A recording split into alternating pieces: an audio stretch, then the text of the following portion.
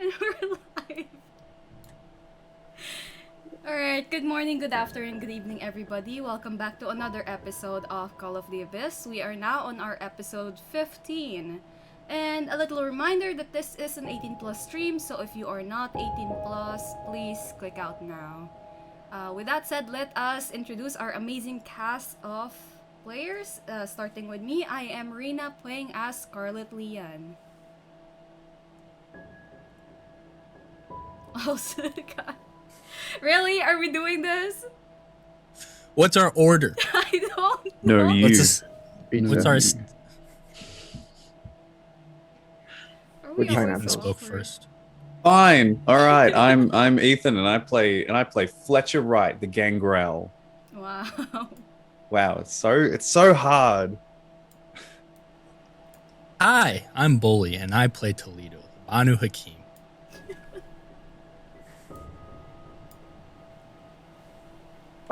Yeah, and I'm Louis, and I'll be your storyteller for today. Why don't we start off with a quick recap, as usual. Our last session, the coterie was given a task by the prince to help delegate certain individuals. In order to do so, they have to deal with certain obstacles that may hinder relationships with said delegates. The first task in order was to prevent 3 Kindred from interfering. Flyboy, the main owner of the airport, was dealt with a little bit of sway and charisma from Scarlett. There was a tense conversation between the Navy SEAL and the Sarge. Negotiations went quite smoothly.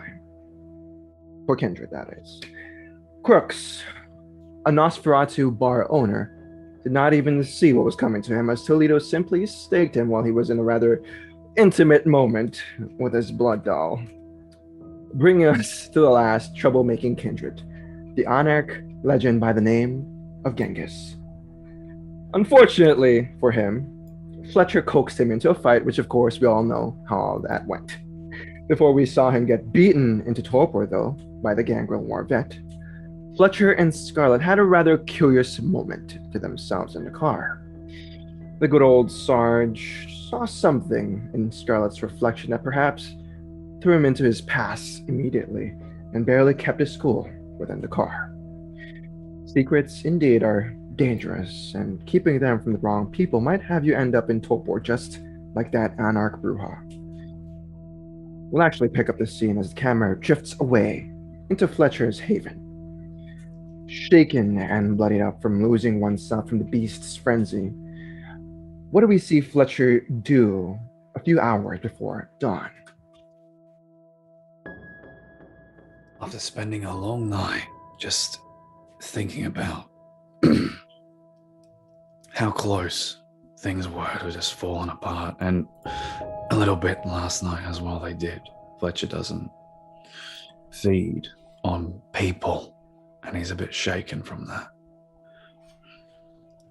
So he gets up, makes sure everything's nice and clean as it can be, mainly the weapons. Get the sniper rifle out, start taking it apart, cleaning every bit of it. It's a routine he does every day. And then considers going downstairs opens the door, but then closes it again, leaves it this time. Lets Max off of his leash, lets him run around a little bit, get his energy sort of pent up. Is it approaching that time where he needs a bit of a feed? You do know. Hmm. Max does need a monthly dose of your own vitae. And you haven't fed him yet this month. All right, I gotta keep him strong and alive and fit. Bite into the wrist. And here you go, boy. Eat up. You see the bloodhound, with its brown-coated fur, look at you with its rather light yellow eyes as it tilts its head just a little bit. It knows you. It's been 200 years together, maybe more, and it knows how you are, Fletcher. Max feels your unnerved presence. He knows when you aren't in the right state of mind. He kind of whinnies a little bit in this moment before he begins licking your wrist and drinking your blood. It takes some time, as usual, but you don't mind it. You know, it's a ritual for you. Eventually, Max pulls away. He sits there, his tail slowly wagging. He still has that tilted head of his, just looking at you, expecting you to say something.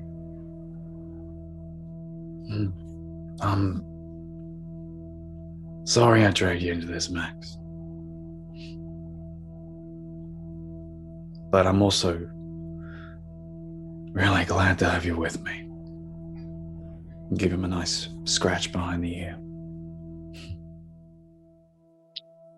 He returns with a rather calm woof before he lays down on the wooden floor, draping his soggy face all over the ground, and kind of just calmly lays there for a time.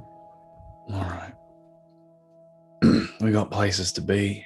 I'm gonna take apart the sniper rifle, put it into the briefcase where it usually sits, close it, make our way out, lock the front door as it's sort of just a chain sort of looped over, makes it look like it's closed, and make his way to the car because he needs to meet with the prince tonight, I believe, or pick up the delegates tonight. Oh, actually. we're still in the same night. Oh, still the same night in that case. We have a few hours till dawn. Oh, till dawn, gotcha. In that case, yes, all of that. I think so. This is before he's shaken off his remorse. He's very shaky. He'd be still sort of covered in blood. Make his way to fill up a bath, like a cold bath. Sit in it for a while, let the blood sort of mix in with the water, and just stay there for a couple of hours. And once he's done, get out, dry himself down, just put on a shirt and some boxer shorts, and then just go straight to bed. And I believe you pass your remorse roll, correct? Yes. What do we see Fletcher do, or what's in his mind right now after perhaps staining a bit of his humanity after that night? You know that you're not supposed to be... Well, you've committed something that you shouldn't have done. So, what is going through Fletcher's mind as he's going about this nightly ritual before he goes to bed? He sort of paces the room. So he doesn't usually do this. So he's pacing the room, going back and forth, thinking, and he's whispering like I'm sorry under his breath. I think after reflecting on the night of how the general spoke to him earlier, he sort of gets down on his knees, goes to the bed, puts his hands together, and sort of says, I don't fucking... Alice, no.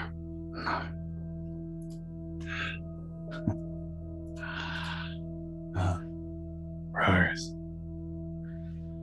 I don't know if you can hear me, but sounds so stupid, but if you can hear me, I didn't mean it. I don't want to do what they did to you. I'm sorry. I'll do better. And then he waits.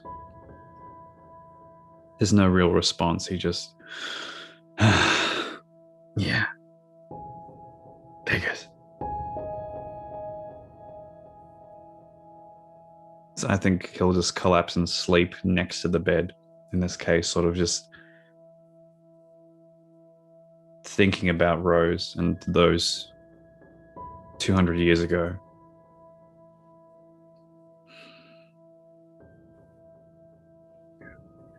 As you collapse there with the memories of Rose in your own mind, you feel something within you. You feel a bit of your own soul retain its value, whatever value it has. You are still, Fletcher, right? You are not losing yourself to the beast just yet. You will continue to be the Sarge for as long as you can. And even though you feel that beast snarling within you, Fletcher, you know that it will not win tonight. You will remove that stain from your humanity. Which gives us time to go ahead and bounce the camera back over to Toledo and Scarlett as Fletcher goes to bed. I believe that you guys were having a bit of a conversation, and after the conversation, what is your plans for the evening, or the rest of the evening? You have about 2 hours till dawn.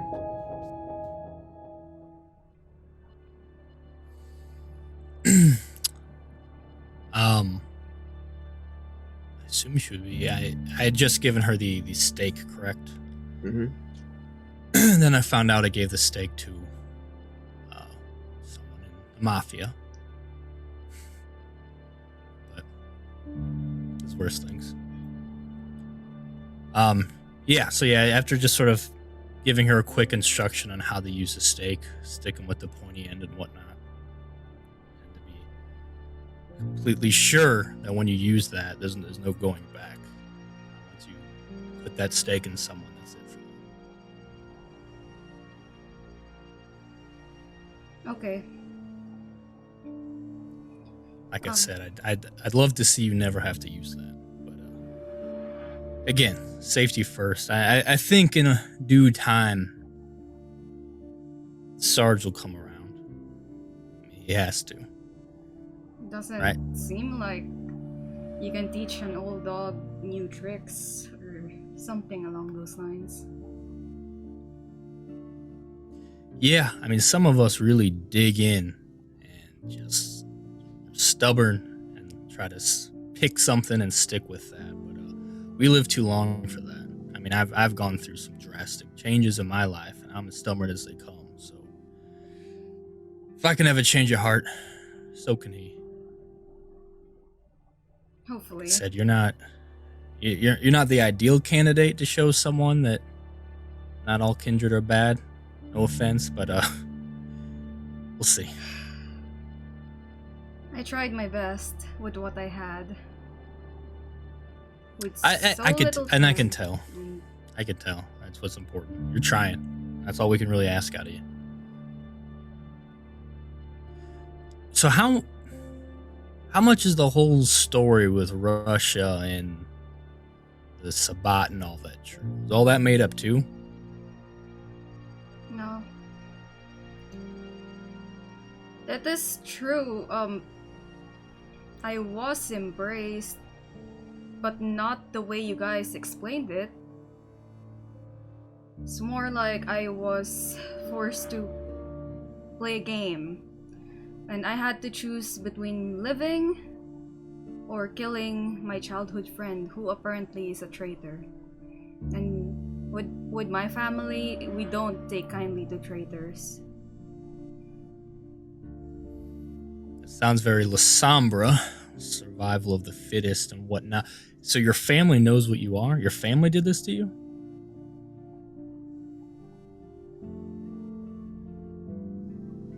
Yeah. Hmm. My dad knew. I didn't. Then after I got embraced, he looked at me like I was a monster. And I guess I am.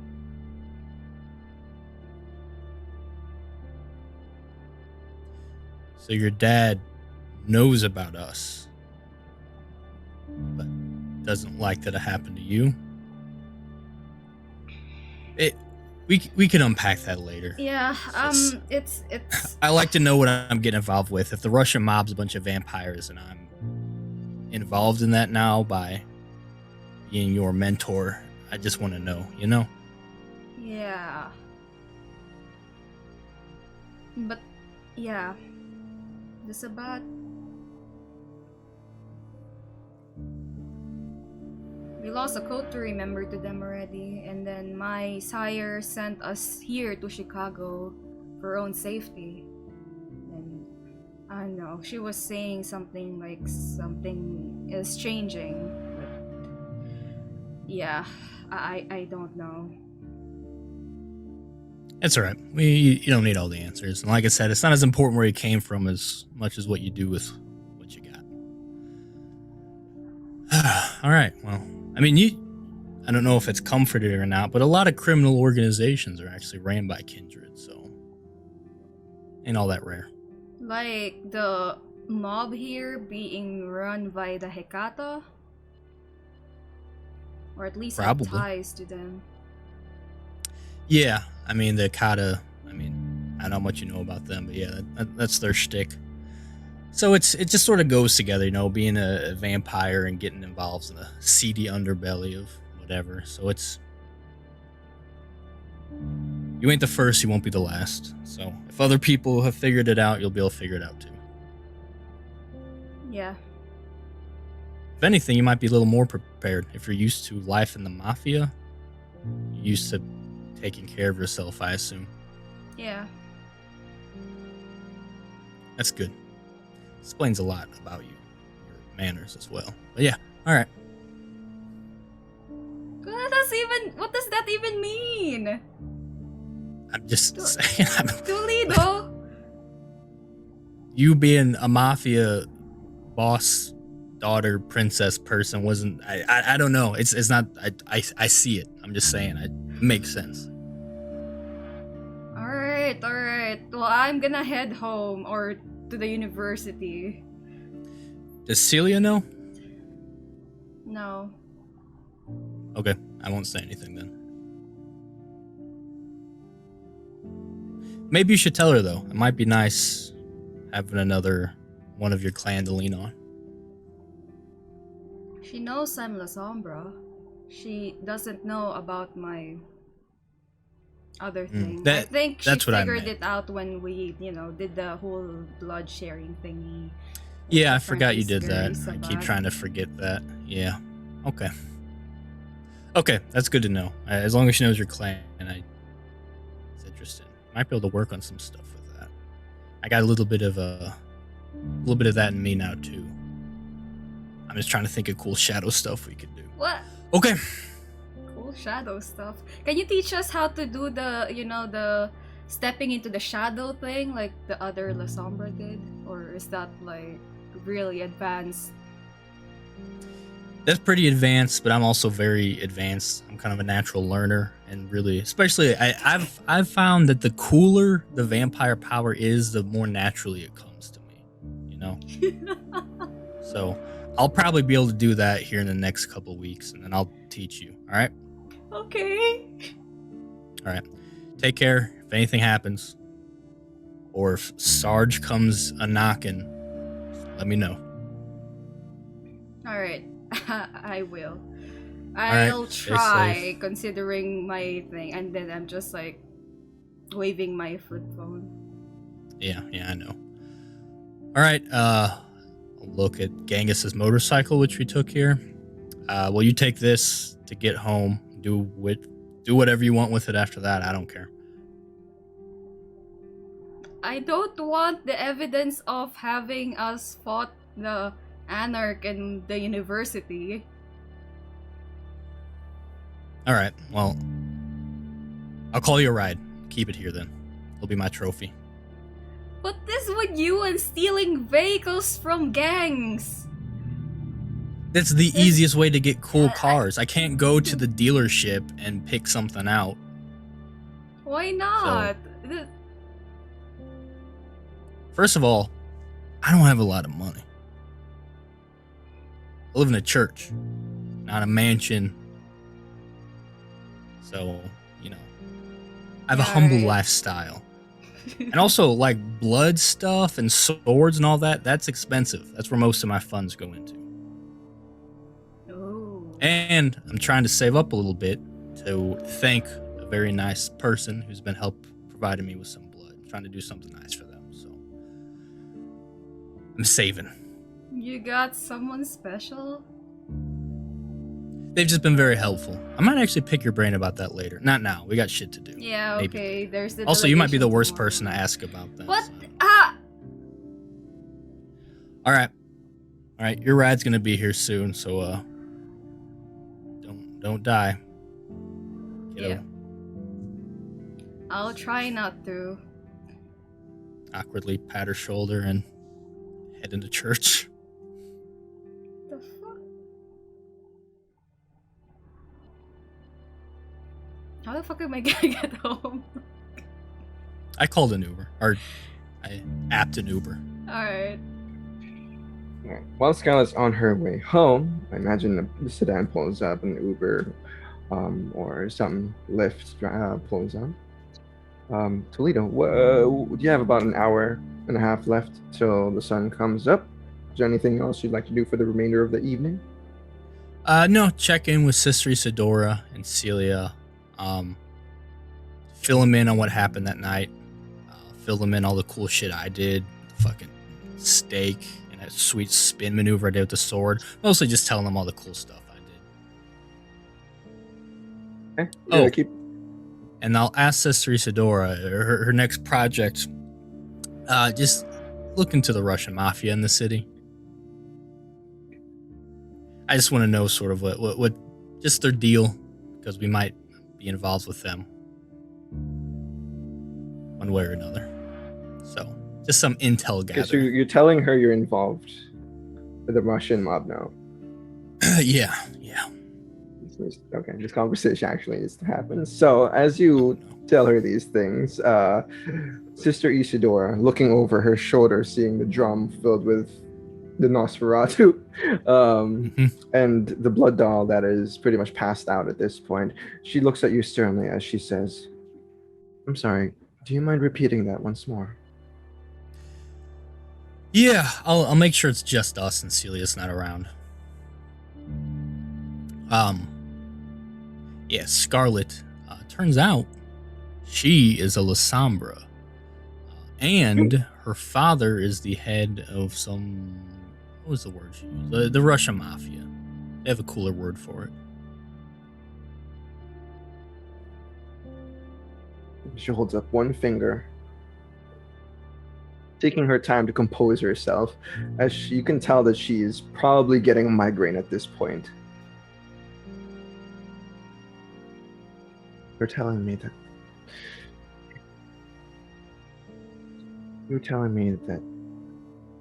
that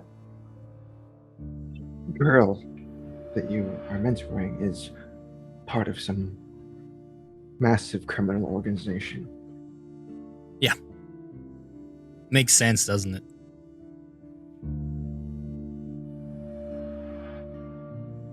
I thought we agreed not to get involved with certain organizations. We have our own to deal with.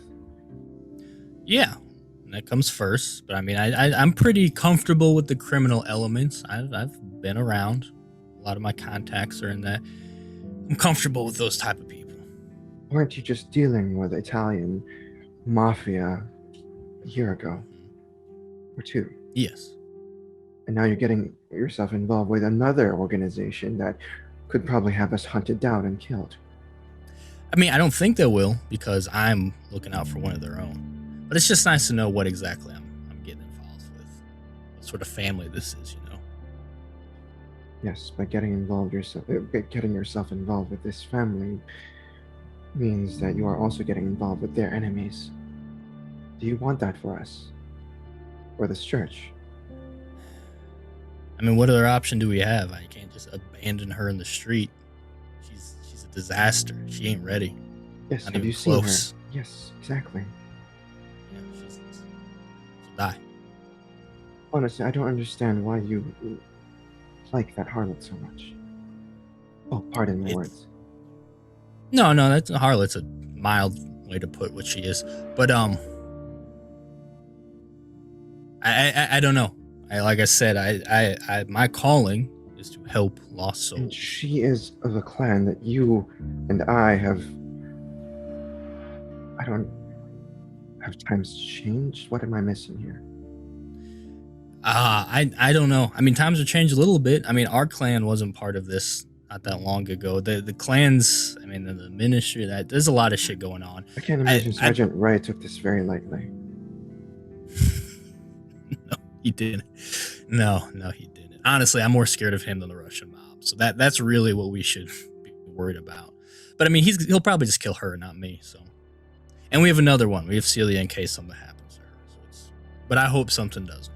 You know, Celia has mentioned that Sergeant Wright is all right with her. Exactly, and if he's all right with her, then he should be able to get all right with Scarlett. That's my train of thought.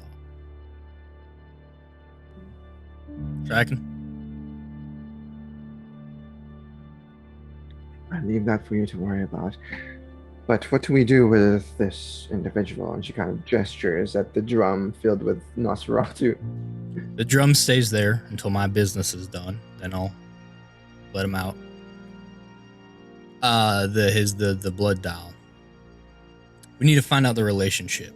If he's someone who knows that Nosferatu intimately and they seem important to each other, like they have a relationship. They're both naked. What are you talking about?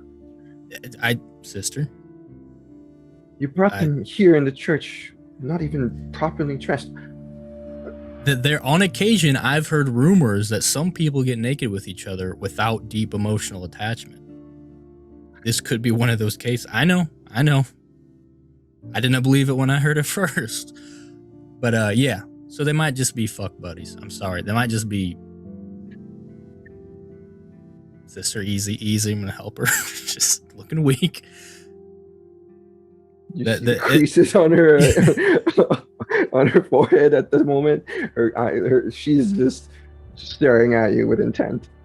Mm-hmm. So if it's a case where he is just a fling, then we could do whatever we want with him. But if he's important, I want to make sure he's taken care of so we don't ruffle any feathers when this is all over.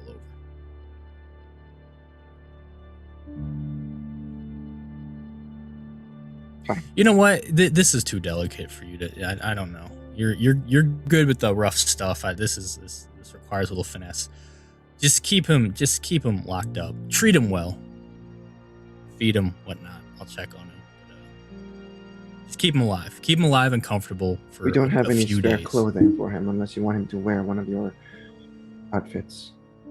Yeah, that's fine. Give him some of mine. Not the pants with the nice folds in the front, but just give him the other pair of pants, the old ones. As you wish, Mother Toledo.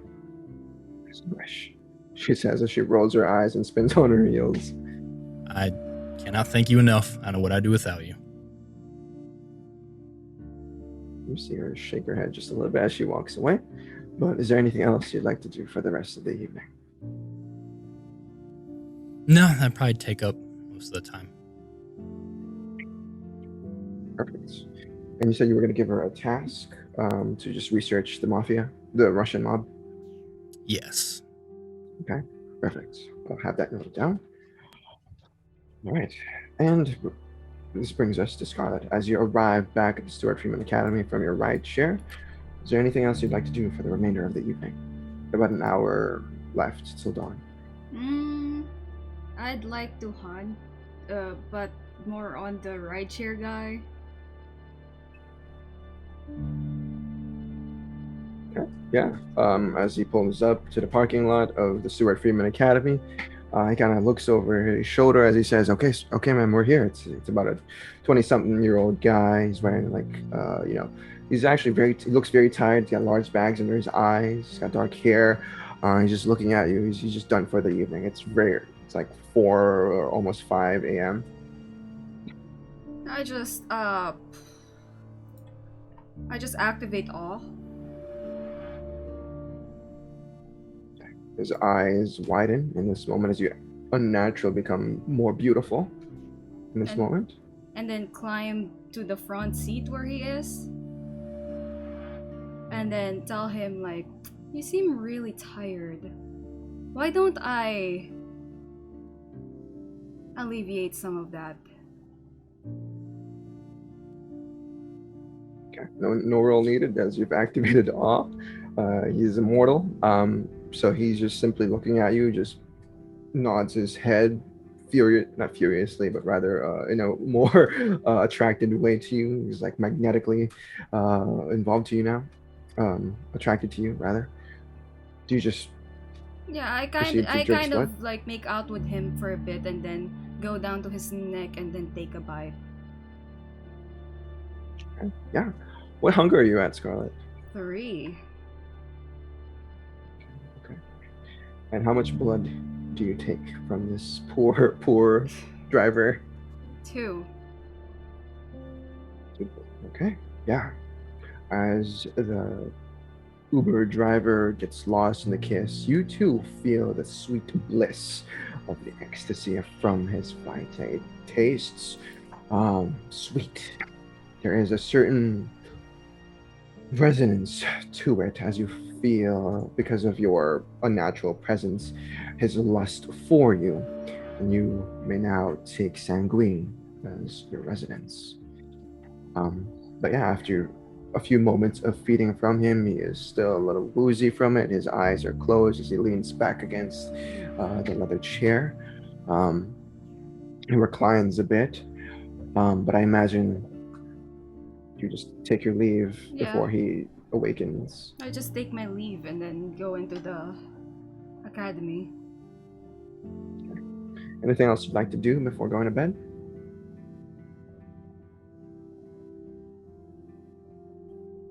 Check my phone. Any messages? No messages as of right now. Alright, then I'll just go to bed.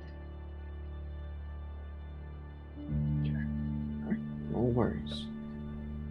And we see our coterie collectively drift off to day slumber as the last shadows of the night are pretty much purged away by the coming sun, and all returns to normal, at least for the city.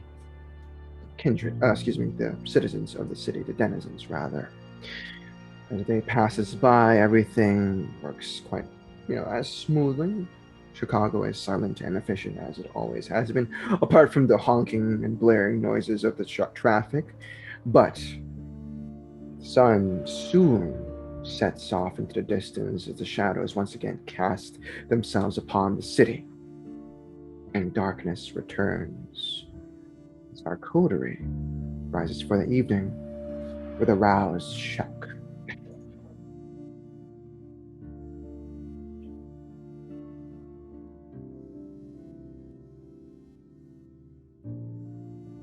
Okay. Scarlett fails. Fletcher and Toledo. Okay, pass. All right, perfect. Just to let us know, what is everyone's hunger at? Okay, perfect. Okay, decent way to start off the evening, but okay. We'll start off with, well, I imagine all of you just collectively come to the Stuart Freeman Academy, or do you guys have any plans before heading to meet with the others, or do you try to lone wolf it, Fletcher? Nah, if the prince wants the job done, better get the job done. Okay, so I imagine all of you get ready and make yourselves presentable for the coming evening. and you all get to the Stuart Freeman Academy one way or another. Of course, you do this in a hurried fashion as you all have this a task to complete.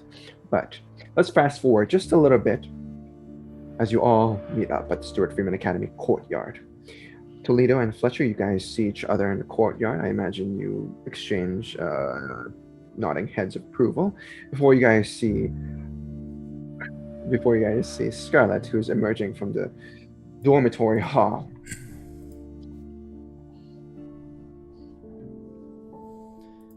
How is everyone feeling this evening?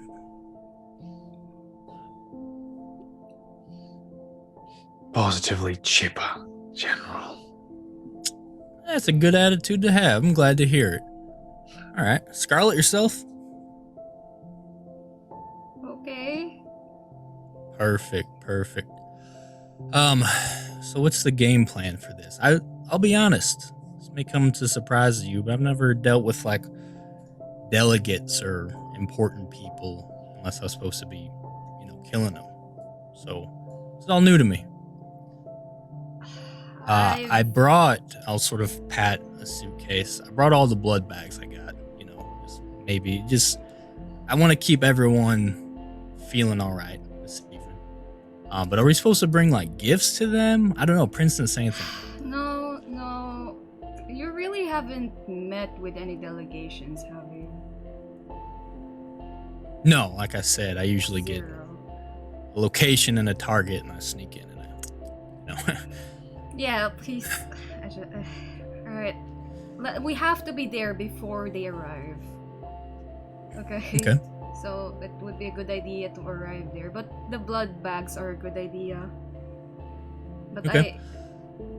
I'm not sure what the delegations are like, so... Yeah. Sorry. I don't know why Lou's so happy about this. He's ecstatic right now. Well, the letter said they were of our kind. Sorry. Oh, well. I've been split in two. Please help. Please help me.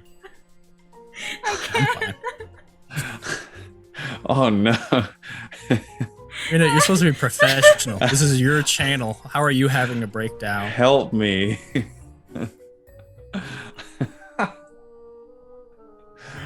Look, I was ready to keep going. I don't need a storyteller. But... The delegates are of our kind. One is a young East Asian woman, and one is an older white gentleman who is unkempt. So, not much to go on. Not much to go on, but general rule does apply when it comes to delegates. As I said, it's better to be early than late to welcome them. Just in case we run into any more trouble. Oh shit, alright. I didn't do a good job of reading this before, y'all. We're supposed to put them up somewhere for a night. A haven. Where are we supposed to do that? I mean, Scarlett, I don't really think we should take them to a dorm in a school. I can't take them to my place. I guess Fletcher. I'm not bringing strangers to my home. You were both lucky enough to have that barbecue that one time. That's all you get. I'm still pretty sure that wasn't your home because I snooped around and there was like generic pictures inside and stuff. We'll talk about that later. Sure, it's We'll not talk an about that Airbnb later. or something. I mean, how important are these? I don't know. I wish we had more information. It should be. They should be really important if the prince personally. Should we get like a limo then? Because they just said there's a car that we're picking them up in. Should there be like a limo? Should we have like people for them to feed on? You guys Like- hear the the rather Nokia ringtone of one of the burner phones, and I imagine one of your pockets or bags. Toledo, that sounds I'll like it's coming from Pick you. it up. I kind of take a step back. As you pick it up, you hear the voice of the sheriff, the deep voice of the sheriff on the other line as he says, "Hey, yo, Good for tonight or what? Oh, Damien. Oh, look at Scarlett. So nice to hear from you, young man. What? Yeah, we're good to go. Why? You have 2 hours till their arrival. Just making sure you guys are doing your job. Yeah. All the outliers have been taken care of, all swift-like. Good. As far as these folk, is there someone... How fancy... I mean, you could give me a little more info, can't you? Do I need to put them up somewhere nice? Are they cool just crashing somewhere low-key? Do we need a limo?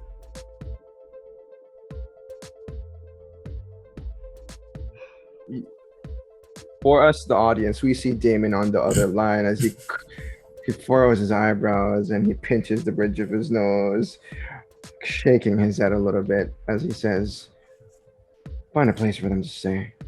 That's it. Do as you're instructed." And he clicks on the, ends the call.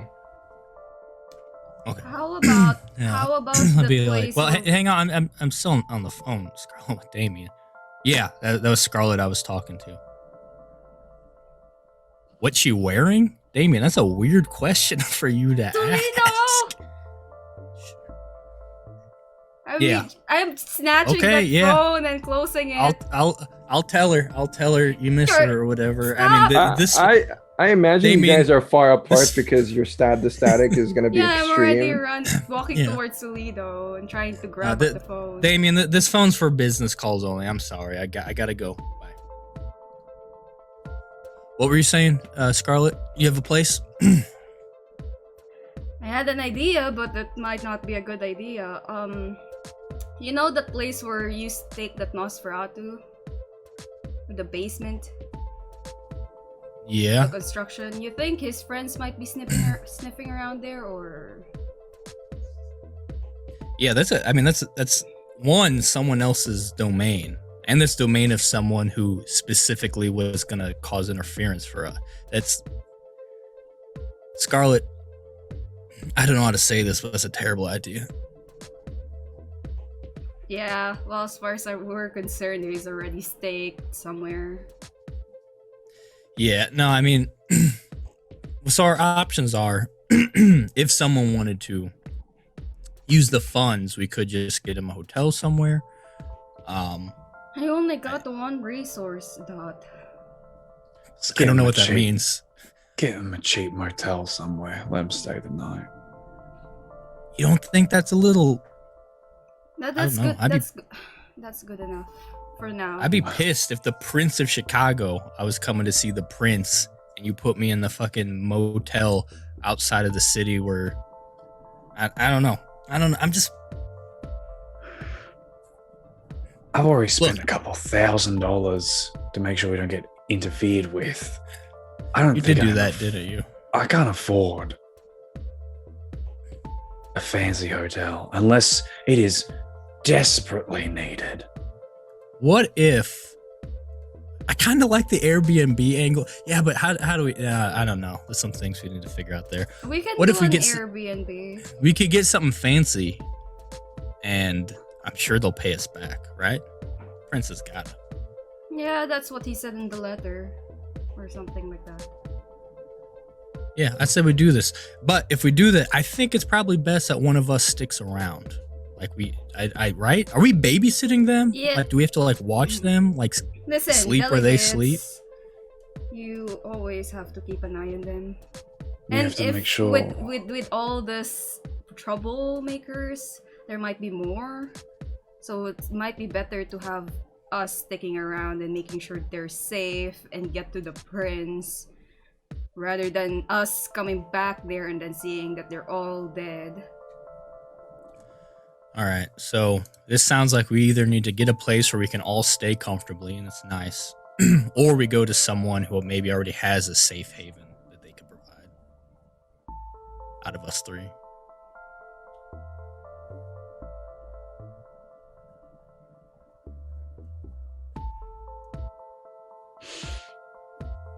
I'm not offering my place. I'm just. Oh, I wasn't even thinking of you, but yeah, Mhm. no, of course that wouldn't work. Yeah, of Yeah. course, right.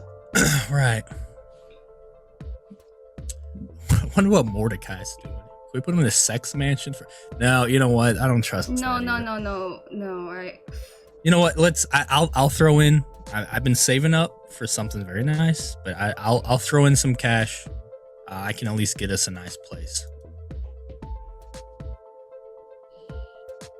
He'll probably throw in some as well. Let's get a move on. It's better to be early than late. Yeah, all right. But we need to figure out what place. Is it gonna be like sunproof? Is it gonna be? I want to say somewhere cool. No, I don't know. Where do Fletcher? Where do the fancy Kindred stay? I am the last person you should ask about that. That's true, but you know of them. I know Scarlett. of them. Could you maybe ask Annabelle? Say that you have you're wanting to do something really cool. You want to throw an event, something small, a private thing. Where's you it good? want me to ask Annabelle and owe her? Would you owe her just saying, "Hey"? She's if not you had gonna let me. She's not gonna let me do this until I give her all the details. You do realize that, right? Yeah, And the moment yeah. I go like, oh yeah, I want to have a party, she's gonna know that something's up and she's gonna go snooping around. And as far as the thing is concerned, in the letter it says that this is supposed to be kept a secret. I mean, you hang out with cool toreadors, don't you? Don't any of them know of a cool vampire safe place? Do either of you have any I can minor ask boons? Portia. No. Awesome. Wonderful. I'm gonna call Aisha. I'm gonna call her. This is while we're on the way. You call her Aisha? Yeah. In the same car with Scarlett? I mean, as long as she's not sitting right next to me, hopefully I can. Okay. I'm gonna make her get in the way back. All right. I imagine you make her scoot all the way to the left while you're on the passenger seat, and you kind of lean out. This is as far as I can go. It rings once, twice, maybe 3 times until Scarlett really gets far away from you. I imagine this is a comical scene. But finally, Aisha picks up and she says, "Hey, yo, what's up, B?" Hey, what's going on? Is there a quick question? I gotta put up some friends. Hey, yo, why is there so much static though? Is it because of that? Oh shit, you're in the same car, aren't you? Yeah. Anyway, yeah, with the static, let's just try to make this quick. Then I got a friend coming in. Cool. We talked about this, B. It's cool. It's cool with me. You said keep it on the down low. I'm keeping it on the down low. It's all good. I appreciate that, and that's why I know I could trust you. I'm also hoping you know of a good place to put up a friend for the night. They're like us, so it needs to be, safe for our kind. You got any suggestions?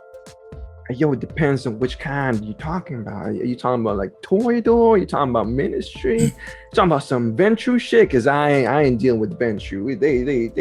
They got 6 up their asses. You know what I'm saying? Well, I mean, you don't have to deal with them. I do. I don't. Just the things. It's probably Venture or Toreador. They're fancy people. They're not my normal crowd. But look, they're coming from out of town. I'm trying to impress them. You know a spot. Fuck. Well, I mean, the south side ain't gonna do much for them, or the west side. So you gotta take them somewhere in fancy, like downtown, I can think of 2 places right off the bat. I mean, the first, of course, is the Sheraton Hill Hotel. It's located near the whatchamacallit. The what's their club called? The Succubus. Yeah, that's the Succubus. It's about 3 blocks from the Succubus Club. And then the second spot is called the Diamond Yama.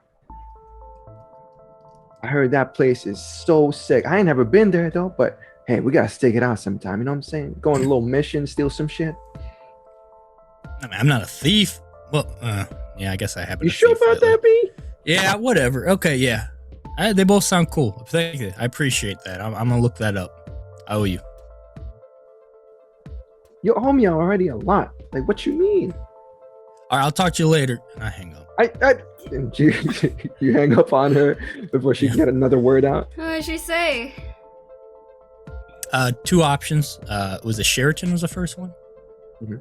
Sounds like a preppy place. Yeah, it's a nice place, and it's near the Succubus Club. No. So I'm kind of... What? That's where we have to take him anyway. Yeah. So I'm place, kind of though. leaning towards that. Second place was the Diamond Yama. She said it was just a really cool place. Which one can we afford? Neither, but we could put it on a card and let the prince pick up the tab.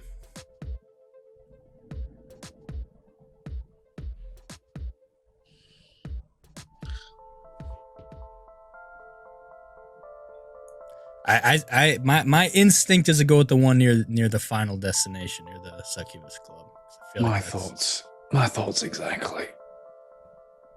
All right. I'm gonna get on my phone and book a couple rooms if I can, side by side at the Sheraton. Hopefully one that opens to the other, you know. There's like the join room thing. Yeah, I'll So try. you're gonna book a room at the Sheraton. Yeah. No windows, preferably. Yeah, a couple rooms. I'll probably have to call. There's a lot of specifics. I'll just call and ask for rooms and windows if possible, side by side. As the phone rings a couple of times, well, actually, you get it on the first try, and you hear a rather nice gentleman on the other line as he says, "Sheraton Hill, how may I help you?" Oh, I gotta go through all the. I'd like to book a couple rooms this evening. Sure. How many guests are we talking about here, sir?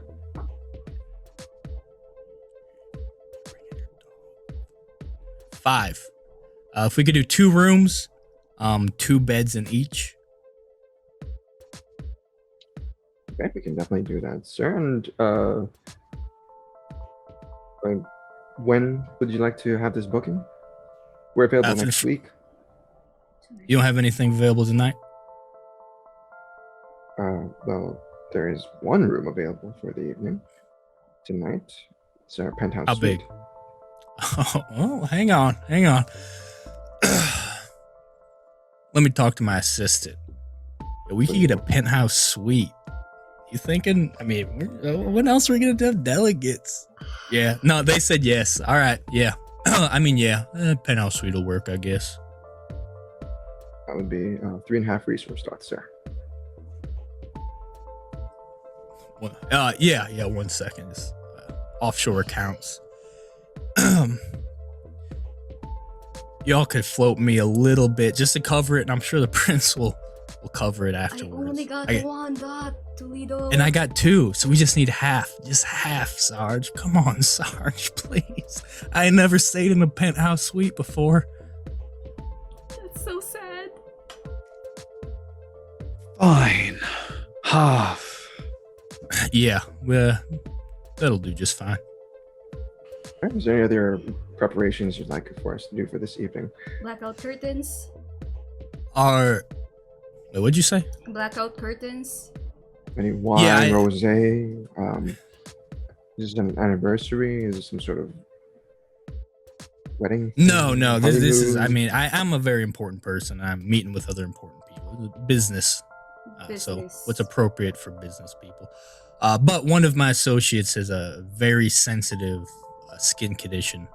If possible, if we can, I'm sure there's privacy in place with blackout curtains. We need to make sure there's very minimal sunlight, none at all, if possible. Excellent. Oh, well, I'll have that noted down for you all. Anything else? No room service. What are the other room options? service, no disturbance at all. Well, we have room service. We No have, room service. Entertainment, live entertainment. We can. Live. have What very- sort of live entertainment? Toledo.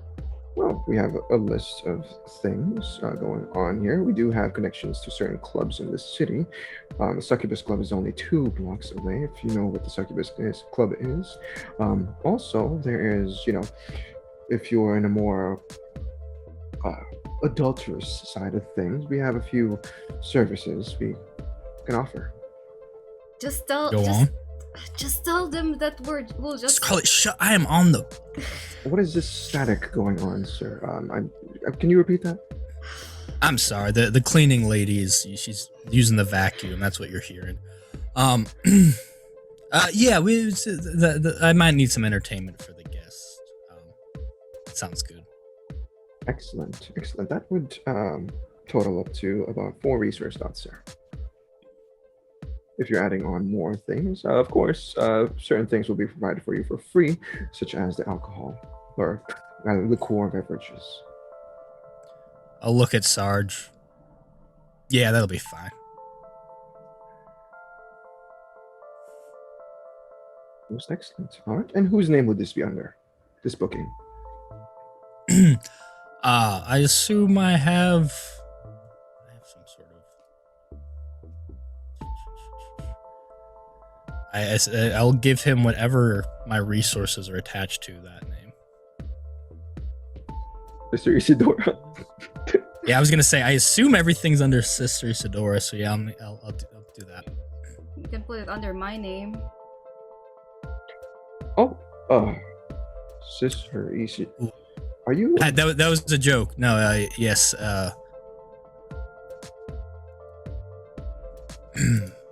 Your name or your name?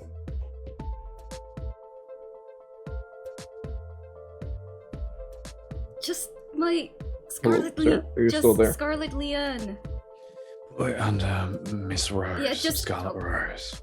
Scarlet Rose. Put it under Scarlet Rose. Yeah, Scarlet Rose. Okay. Now, as he's saying that out loud, he's even thinking, why did I think there was a real name? It even sounds like a fake name. Yeah, Miss Scarlett.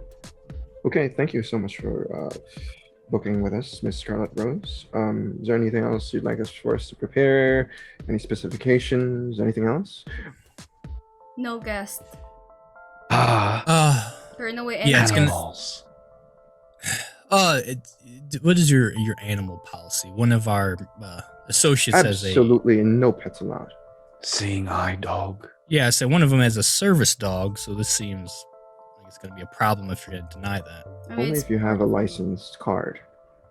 Okay, yeah. We're very strict with certain pets and animals in this hotel, this establishment. We are, of course, 5-star rated for a reason.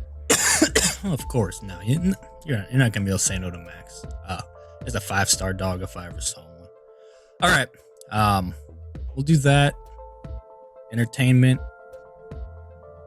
And no so some of room my service. guests. No guest at all, Toledo. Yeah, there's Hello? a thing you you put still on the there? door that says "Do not disturb," No, right? but You Sir you- Scarlett? Sir Rose? No, are you obviously still there? that's not my name. That's yeah. And again, this is a private meeting, so besides the entertainment, Turn away all people asking. we're for gonna it. make sure we can't be disturbed during our meeting. It's very, very important. So until we check out, make sure your Excellent. staff knows not to check in on us. Perfect. And how many nights? It's just one night, correct? Just one night for now. Perfect. All right. Have this all prepared for you in about 2 hours. So please come Perfect. by. We will And- need and- 2 valid IDs for your Oh, of stay. course. Yeah. But for this entertainment, one of the guests is very they're southern, so if we could kind of keep that in mind for the theme, something to make them comfortable. Okay. Well, would this be on the lines of more Texan or more on the New Orleans? Yeah, you know side of what? things? They're a Texas gentleman. He's gonna he's gonna want to feel a little at home. Yeah. Excellent. Okay, as mentioned, your room will be prepared in about 2 hours. we expect you have a wonderful night, and you come whenever you can. You have been most agreeable. Thank you. I can't wait to continue doing business with your fine establishment. Thank you for booking with us. Hope you have a pleasant evening. See you soon, Mr. Rose. You as well. Okay, we're covered. I did my part. Oh my. Problem? It's very obvious that you have not or are not experienced with this kind of thing. No, we're gonna need. You're gonna need some sort of identification, though. So I've got identification for somebody called Scarlett Leanne. yeah, that's fine. Look, as long as they got a card, I think that we'll be fine. I got a gun license and that's it. Okay, maybe. Yeah, we'll see what happens. So, Scarlett, this is on you. Yeah. Flash your ID. Other things, if you gotta, just make sure we get that room.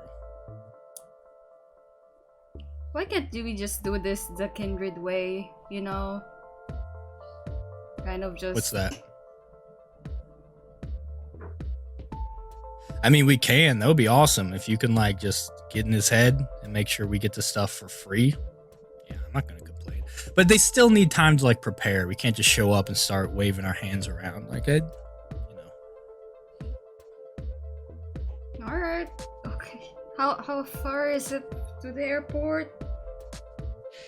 Depends on traffic. This is why I wanted to get moving as fast as we could, as early as we could. No, we're doing fine on time. And everyone else, I mean, it goes without saying, let's just be on our best behavior, be respectful of these people. What little information we have, one of them is unkempt, apparently. So just don't point that out. Maybe he's self-conscious about it. Okay. And of course, as usual, Chicago, getting in and out of Chicago is quite a groveling task, especially during a night like this. It's still early on in the evening. You guys usually travel after 10 o'clock, but you guys are getting the rush hour side of things as people leave and come from the downtown district. You guys have to pass through from Bronzeville, so it's gonna take you a while, unless one of you tries to maneuver in a more dexterous way. I'm pretty good at driving. Been doing it a while. Why not? Let's go ahead and see that dexterity and drive check just to make sure, because you guys are going to cut it close if you guys just follow the flow of the traffic. Why can't we buy one of those, like, sirens thing? 3 successes. Okay, you'll make it there in a decent pace as you kind of zigzag through traffic, trying to honk at people and do your best to get there sooner than you should. Okay. Eventually, you guys pull up to the massive Chicago O'Hare Airport. I believe you guys were supposed to go to Terminal 5. I imagine you guys park in that vicinity nearby. But what is your guys' plan for the evening? Are you guys, in the note, you guys were supposed to, there is a vehicle prepared for you in the parking lot. Are you guys gonna just switch out vehicles? Or is one of you gonna stay with this vehicle? Are you guys gonna do a convoy sort of deal? Or what is your plan as you arrive at the airport and you guys pull up in the parking lot? Probably gonna convoy this, aren't we? No way Fletcher's leaving his car here. Yeah, it's been through enough. Yeah, that's fine. I could drive the delegates, or we could split them. I don't know. We can keep the delegates. You can drive the other car. I can talk to them, entertain them. I don't know what kind of delegates these are. Yeah, And I hope you're entertaining, because the radio's not going to work with you in the car. So And if there's trouble, I can always lead them away or do something with a separate car that way. Yeah, that's a good point. All right, so me and Scarlett will have them in the company car. You'll be trailing. Mhm. Scarlett, make sure you sit in the front. Okay. Why? Well, remember, when was that? Last night? Someone glanced in the rearview mirror and noticed something was up. Yeah. Not to okay, bring that up. understood, yeah. I feel like we're all over that by now, I'm assuming. But yeah, just to sort of avoid that. All right. I know it could be scary up there. It's a big girl spot, but you got it. All right, I got it. I imagine you guys get out of the vehicle and make your way towards this designated location of meeting. Okay. As you guys make your way there, you would notice that. Well, actually, what's an awareness, all three of you?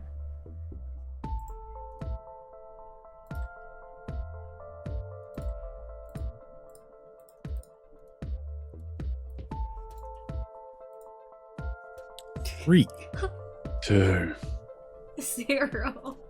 Is that a bestial? Oh, that is a bestial failure. I need a 1d10 roll from Scarlett, please.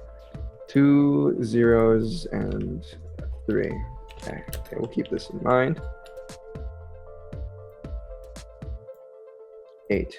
Let's see what compulsion she's gonna have. Let's go ahead and check it out real quick. That's an 8. Compulsions. Paranoia. Okay. All right. As the three of you kind of look around, we'll go by this one by one. As the three of you look around, we'll start off with Toledo. You have 3 successes. Okay. Toledo, you notice that there is a bunch of people. There's just an unusual amount of traffic, people-wise in the airport. There's, people in their trolleys or luggages everywhere. And, it seems more packed than it was last night. You also notice that there are a couple more guards than you remember from the previous night. It's almost as if maybe they've increased in security, or maybe it's just a coincidence that there are more people, and more people equals more guards needed. You can't tell. Same with you, Fletcher. It's kind of putting you off in this moment, as you see that there's just a lot of people here, and you're not a people person, first of all. So seeing all these travelers in the area going back and forth, as well as these guards that are just watching these people, it's not a good look. Scarlett, with 0 successes, you find yourself in the middle, in between Toledo and Fletcher, kind of looking left and right. Those words that Toledo just said to you earlier about people figuring out who you are is now ringing in your head, and it's making you a little bit more paranoid than usual. You want to keep away. You want to keep who you are a secret, and you don't want anyone else finding out. And you are now a little afraid that people will find out who you truly are for the next scene. So keep that in mind. But the three of you arrive at the designated location, the place called Herrick's at Terminal 5. It's a little group. It's not a little, but it's a medium-sized grocers. There are shelves upon shelves of food and things that travelers can buy, refreshments, beverages, things as that, things such as that. But you guys made it here before 10 o'clock. So you guys have a few moments to, just speak amongst yourselves if you so desire, or just stay quiet and on the lookout for said delegates. Yeah, Scarlett will be most likely trying to hide between Toledo and his shadow. You reckon Flyboy went back on his arrangement? There's too many people around for this. Better not have. We paid good money for him not to. It would be very easy for us to go back on our promises too. Not how I'm looking to start the night, but let's Let's hope he's smarter than he looks. You still got a little bit of time. Scarlett, you need to look more. You're making me nervous. Why acting? Just be relaxed. You're supposed to be the attractive, don't move. welcoming Don't one. move. Here. What if there's a camera here and then they can see me? I mean, it'll just mess up, right? Yeah, but there's gonna be evidence, and then people would know what I am, and then it might go to the prince, and then that's gonna kill me off, and I don't want to die. Okay, why are you? This isn't the time for that sort of crisis. You do that on your own time. We're in charm mode. We're in delegate mode. All right.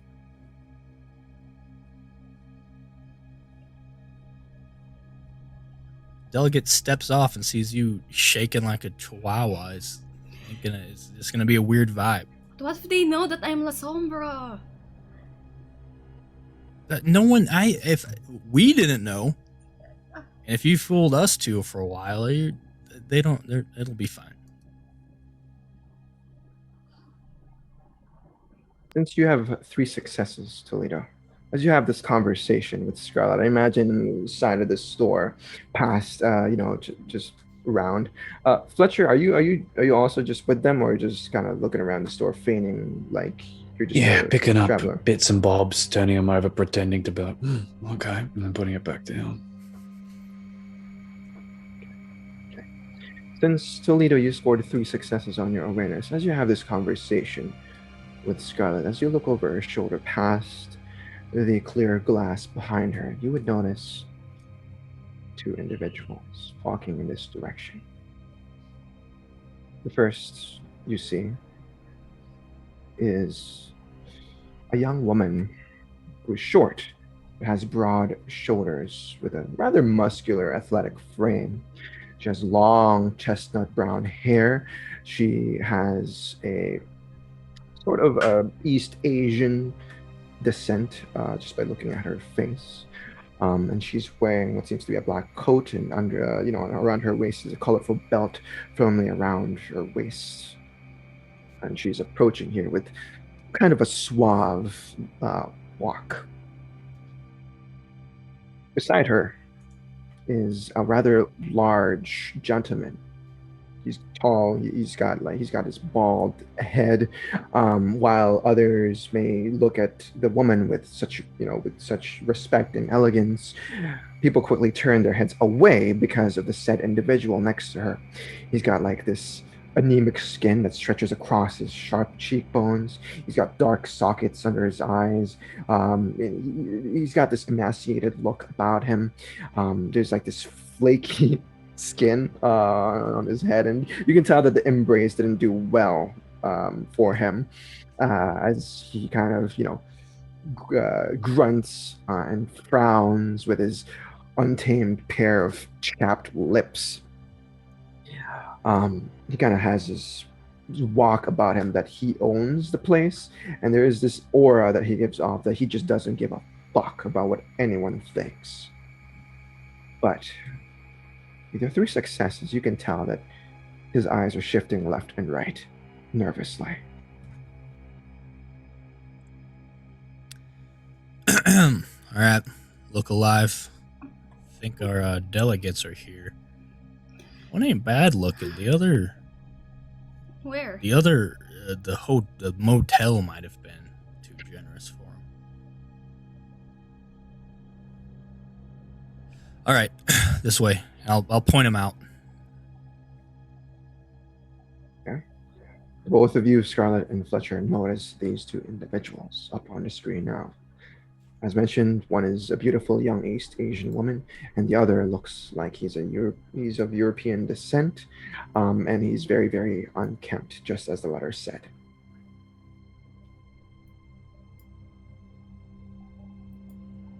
Let's get him out of here quick, smart.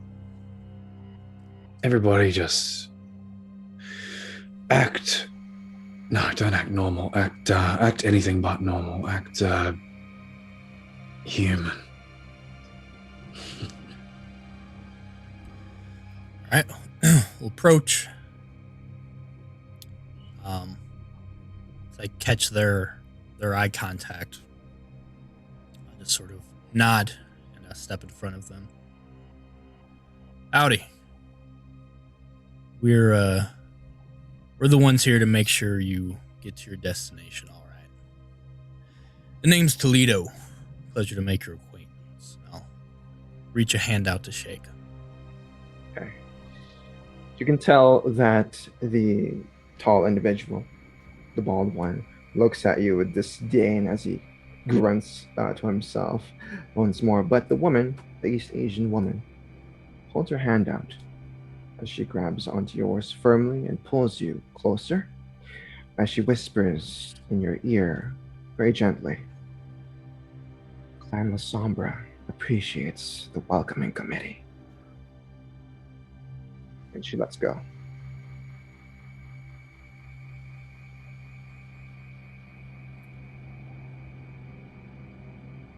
Of course. Toledo, can we move this back to the car? There's too many cameras around here.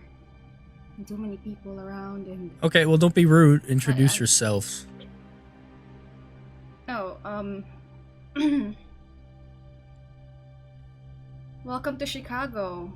I am Scarlett Leanne. Fletcher.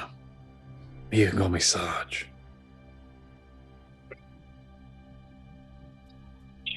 The tall individual kind of, grunts to himself once more, muttering that under his breath as if he was mocking you. They just both nod at you without saying anything else. And you are? Perhaps we should speak in a more Yeah, private Toledo, location. let's move this to the car. This is... It's just a name. Just You already said shit you probably should have been saying Just- it. just- You may call Yeah. me Sierra, and this is my brother, Malenkov. Malenkov is a Russian name. Yeah. The guy just kind of, shrugs in this moment. And Sierra looks She's at you with from- intent. She's from Russia. Might have some stuff to talk about. Yeah, your vehicle is this way. Follow me. We'll head to the lot. Scarlett, I need you to roll intelligence and resolve. Why? Not a very high difficulty. Yeah, I don't have a lot of the... I'm gonna rouse my blood for this. Hopefully I DC's don't- 2. Got it. Okay, intelligence and resolve, right? And I imagine the three of you just kind of usher them out. We'll get to this in a moment, Scarlett. But yeah, you guys only scored 3 successes, right? Okay. So as you guys move out of the Terminal 5 and get to designated parking location, you would notice that there is a black van prepared for all of you. Underneath one of the car tires, attached to the metal grating, you find a key for the vehicle itself. And I need to know a couple of things here. First of all, who's going in which vehicle, and second, who's driving. Well, we've decided that Toledo is gonna drive the black vehicle. I'll stay... Do you still want me to stay at the front, or...? Yes. Okay. And then Sarge will be taking his own separate vehicle. Following Yeah. us behind. All right, perfect. So the black van is leading the way, or the red car is leading the way? Black van is leading the way. All right. You sure? Okay, yeah, perfect. Yeah, that's fine. So What's with, are you No. sure? We do the correct way. We do it the way. Whichever that is. What's the correct? I just want to know. What's with are you sure? It would whatever Sarge believes is tactically sound. Sarge? Yeah. It's I was tactically just curious. sound. Since we're not dealing with landmines, I go behind you guys. Done. Perfect. Okay. So all three, the both of you pile into the black van. Well, Fletcher, I mean, you guys have a bit of time to converse if you would like to converse with him. So, you know, it's up to you guys. Explain the plan. Explain the plan. Oh yeah, on the way. I'll make sure to keep talking, and I will make sure they don't say anything to Fletcher, especially like the shit they just whispered in my ear. Yeah. So we have a little bit on the agenda for the evening. We'll take you to a hotel. It's a penthouse, no big deal. I'm sure you guys are used to that, like us. We'll take you there. All the arrangements have been made. And then tomorrow evening, I believe you will be... Penthouse in the shithole, of course. Come again? You haven't even seen the penthouse. How do you know it's a shithole? Don't worry about it, Toledo. I'm just saying, he's coming at me madder than a wet hen. If you've got any requests, just tell us. And we will make sure to... Malenkov, please. Sierra holds up her right hand before Malenkov get out another grunt or another comment. It is perfectly fine, whatever you provided. Okay. And like we said, if there is anything else you want, you just let my assistant know, and she will make sure to get it for you. Your assistant? Yes. She raises an eyebrow at you, Scarlett. Assistant. Is that what they call you nowadays? Do you know her? She remains quiet in this moment as Malenkov says another thing about the vehicle you're about to ride. How inconspicuous. Toledo, Is this the best the Camarilla's got? I want Fletcher, to you can hear this, by the way.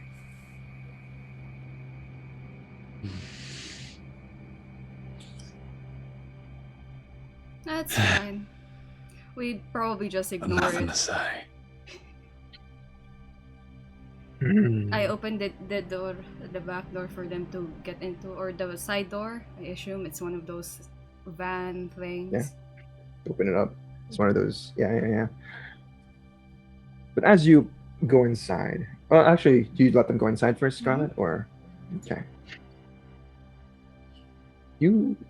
All three of you see Malenkov sniffing in the air, almost animalistic-like, as he kind of looks at you, Scarlett, as he gives you a rather large and toothy grin before he looks towards the cowboy as he says, he gives you a good look up and down, Toledo, as he shakes his head and then turns to Fletcher as he lets out a small growl. I can smell the dog on you, boy. That'll be the dog. Charming. I've dealt with your clan before.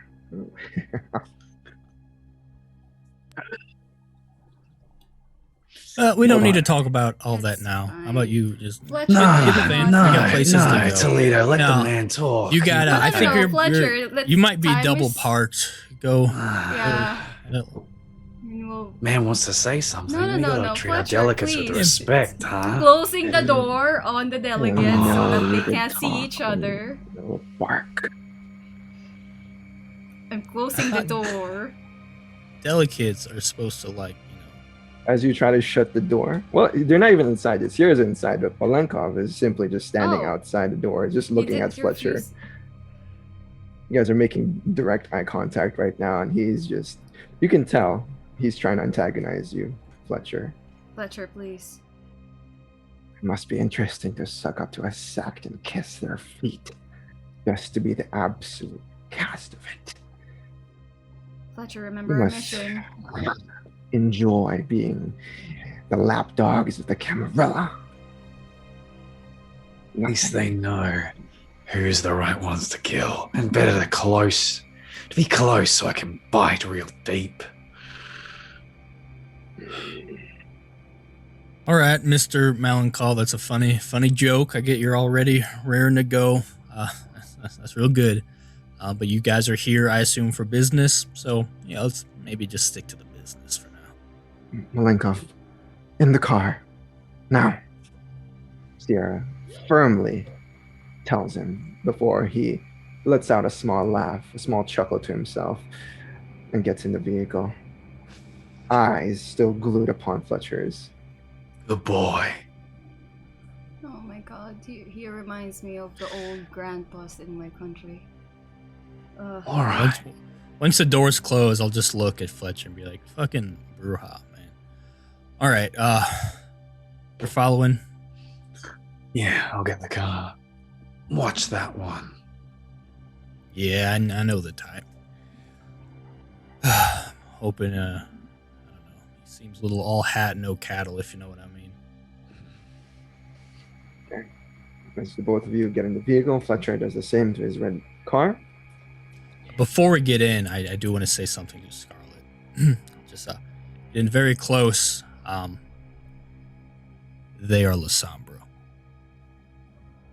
What are they doing here? And then I'm just gonna get in the car. What? I get in quickly, hurriedly run to the passenger seat at the front with Toledo. Okay. As you guys, get in the vehicle, you would notice that the dark clouds above you is now thickened, and the first drops of rain is now trickling upon the tinted van windows as you close the door. If you guys, I imagine you guys are taking off before Fletcher does, right? Leading the way. Mhm. Perfect. Okay. As you both get in, you would notice from the rear view mirror, Toledo, if you care to look, that they both don't cast any normal reflection. Both of them are much worse than Scarlett's reflection. They are distorted in all sorts of weird ways. It's like looking at the mirror, but there's unwipeable smudge there, two of them, rather, that you just can't see past. But as you guys get in, you can immediately hear Malenkov complain, "What a shithole this is. I've been on the front line and fought with wars worse. This planet has to offer, and Chicago is still the fucking worst." Yes, it is very bad. Sure, it's nowhere. Where do you come from? That outshines this little Camarilla jewel. Wouldn't you like to know, lapdog? Call you lapdog. I'll admit, I haven't been fully informed on everything going on here, but am I to understand you both are from Clan Lasombra and you're here to antagonize the Camarilla? We're just driving you there to do so? We are here on matters that, as of for now, only concern the Prince Jackson and ourselves, Mr. Toledo. It's interesting, because if anyone talked to the prince that way, it would not go well. And if you talk to the prince that way, and being from the clan you are, I'm very interested to see how this meeting goes. Good luck with your strategy. I apologize for my brother here, but let me reintroduce myself now that we are in a more private location. My name is Sierra Van Burris, and as mentioned, this is my brother Malenkov. We are both of Clan Lasombra, and her eyes dart towards Scarlett in this moment, and we thank you for acting as guides for us. It's our pleasure. My pleasure. Oh, that's cute. You have the sitcom going on. I don't give a shit. Don't bother telling me who the fuck you are, because nobody cares. All right. You're a peach, Malenkov. Uh, maybe, well, since you don't seem to really care for our company, I guess we'll just be dropping you off and calling it a night. If that's all right with you. Toledo, are you sure you don't Yeah, I want prefer it somebody that way before I eat you. keeping an... All right. Yeah. You do got jokes. I do appreciate that about you. What are you? A ministry member? Wearing a man of the cloth or a Ventru? No. Clan of the Hunt. So I'm pretty familiar with your clan. Last night, I murdered a bunch of you bastards back in Afghanistan. Might have killed your sire. Murder the Your pride tends to turtle! bend too easily. Too easily. Ugh. I guess fleeing from your problems like a little bunch of bitches that you are is a certain thing you do instead of standing up for what you believe in. Right. I mean, this shtick's really gonna get under some people's skin, but I'm just hearing this droning going on. And this little That's- girl.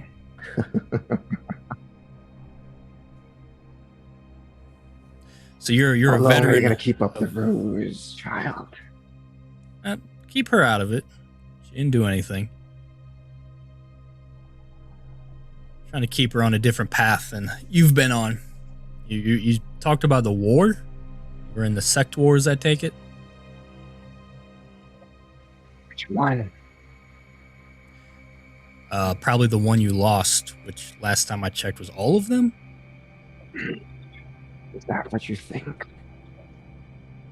Just You're look that around. old? Yeah, I mean, yeah. But good on you for Gentlemen. surviving this long. Please. I had a very long flight. I would prefer that we all behave ourselves. Don't you agree, Miss? What was it you go by nowadays?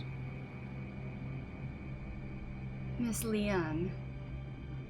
Of course, Miss Leanne. You seem to know me. Quite offended, but a lot has happened since then. Scarlett, with your 2 successes on your intelligence and resolve, you've seen this woman before. You definitely know she was there. She was one of the people that came to talk to my dad. She was the person that spoke with your father the night you were embraced. Yes, it has been quite a while. How is Russia? Haven't been in a year and a half, maybe 2, since the last time we spoke. But that's all here and there. Are you going to start the engine, or are we going to stay here and have a little boring chat? I assume we were driving this whole time. I wouldn't be sitting in a parked car talking to him. Yeah, Fletcher will Alright. get suspicious. Okay, yeah. Well, let's just say you guys are now out of your way of the airport, and you're heading to the Sheraton. I Yes. imagine. Okay. Since you are at the very forefront of this vehicle, while this conversation is happening, I need you, Toledo, to make a wits and awareness roll. Actually, Scarlett as well. Fuck it. Toledo. I mean, Fletcher, too. Wits and awareness, please. What's an awareness?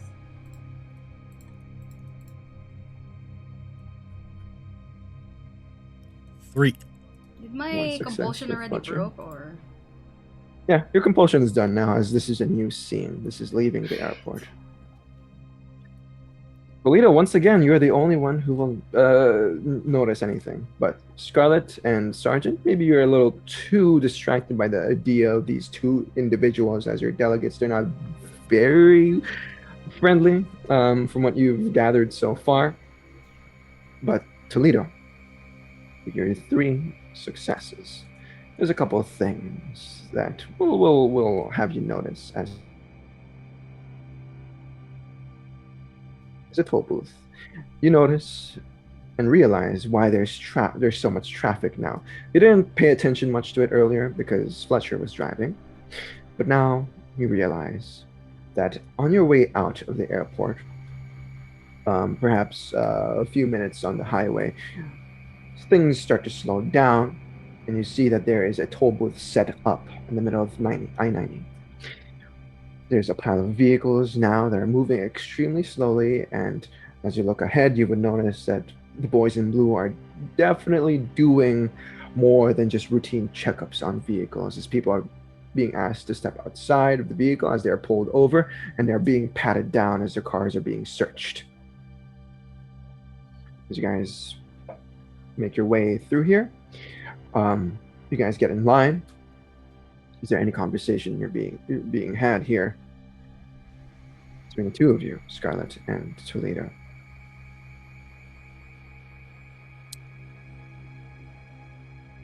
I'm actually gonna turn to Sierra. Was her name? Sierra. If you don't mind, just so we move along quicker, are you able to make sure these gentlemen just let us go? Is that how you do it in Chicago? When it's convenient, yes. I mean, we could go through the whole thing, but As long as we don't break the masquerade, it should be fine. Then you should have no problem dealing with them. I'll do it. She cracks a smile in this moment as she looks towards Scarlett. Okay. As the traffic moves along, you eventually get to the toll booth as a boy in blue, just a little blue hat, kind of taps on your window, Toledo. roll it down. Hey, Chief. You kind of see a sort of a little chubby individual that has, it looks like he's had a little too many donuts recently, and he kind of has this, large eyes. As kind of looks over to where he is. Busy night, eh?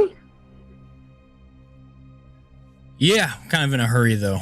I'm sure you got a lot to sorry, do. Sorry about the whole situation here. It's just that we've amped up security, not just to be safe. We have a few important guests coming through the airport, as what they said. But anyways, yeah, can I see your license and registration, please? Yeah, Scarlett, can you grab that for me? Oh yeah. Why don't you come around here? It'll be easier on my side. Then I just opened the Yeah, box. absolutely. Just give me a second, ma'am. She kind of, runs around the front of the vehicle, turns on his flashlight as you roll down your window as he looks What's in your your general name? direction. Sorry? Oh, my name's Chuck. Chunk. Well, Chunk, I turn to, stare at him in the eye and say, you've already checked our vehicle and saw nothing amiss, so you let us go. And I mesmerize him. Okay, let's see that rouse check.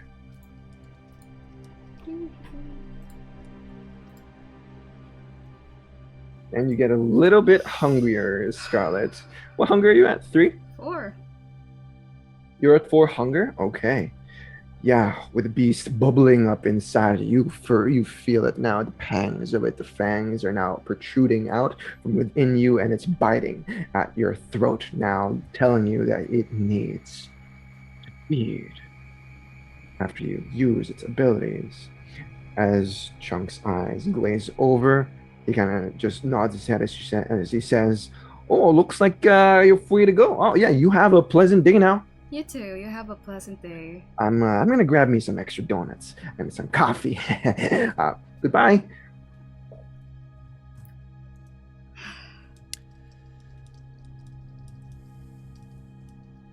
Oh, that went well. Good job, Scarlett. Kinda hungry though. Okay, right behind. I brought stuff. Might need it for them. I might need it for you. Just While he was just give me one. checking that, I'll grab that. But while he was talking to Scarlett, I would have been texting Fletcher. Just letting him know, hey, they're checking vehicles, because I know he usually keeps like explosives and things in his car. I will also be letting him know our delegates are La Sombra. I don't want the anger of him finding out in an opportune time. I want him to use this drive to figure out his thoughts about that. So I'll let him know. Fletcher, you receive this message as you guys are in line for the toll stop. I probably should have done it after poor Chunk talked to him. Resolve and composure.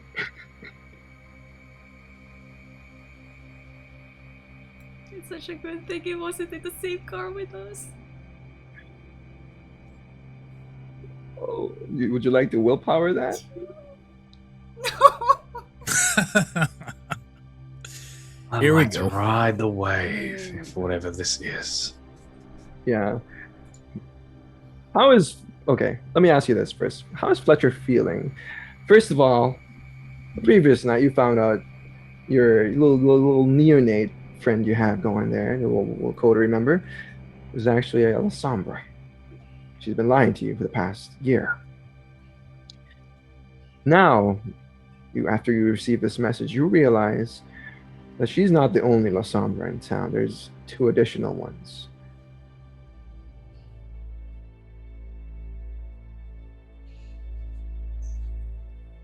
I fucking knew it. It's all fucking big conspiracy to get them into here. These fucking Sabbat spy assholes. Alright then.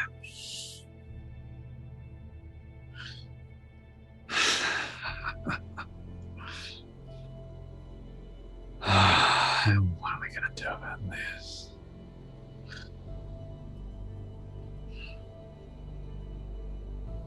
As you sit there in traffic, with the cars slowly moving along, you grip steering wheel a little harder. Perhaps your nails begin to elongate in a sharp manner, and you now face a compulsion, which I will give you a choice of which one. It's either harm or dominance. I can't. Seems most appropriate. The remainder of the scene, you feel like you want to tear someone limb from limb, just like you did with Genghis last night. I mean, that was good, but he's just an anarch, rabble rouser. Imagine if it was an ex-Sabbat, well, a current Sabbat war veteran. That Malenkov guy really looked like he was asking for it. Perhaps you might give it to him by tonight. So let's keep that in mind as you move along and you see a rather chubby looking boy in blue, donut in hand, as he kind of taps on your window as he munches on this little vanilla glazed donut. Roll down the window. Evening, sir. How you doing? As he kind of munches on his donut. Look, mister, I've had a long night, and that man over there, activating Eyes of the Beast, has already checked me and my car, so if you could just let me move along. Oh, jeez Louise, he drops the donut on the ground as your eyes become bright red in this moment as he says, oh my goodness, that's is that a new magic trick you got there, sir? Geez. He looks a little stunned in this moment as the Eyes of the Beast. It works as an intimidation mechanic for mortals, and no roll needed for poor Chunk, as he's just a mortal that, he just wants to eat donuts in this moment and drink his coffee. But do you take this opportunity to just leave? Once he waves me on, that window's coming straight back up and we're just going. Yeah, he just looks stunned there as he just doesn't understand what just happened, and kind of just after you've left, you see him from the rear view mirror as he shrugs and picks up the goddamn donut on the ground and he dusts it off a little bit before he begins eating it once more. You follow the black van, correct? Yeah, real close. How close? Nearly bumper to bumper. I need a composure and drive roll for you, Fletcher.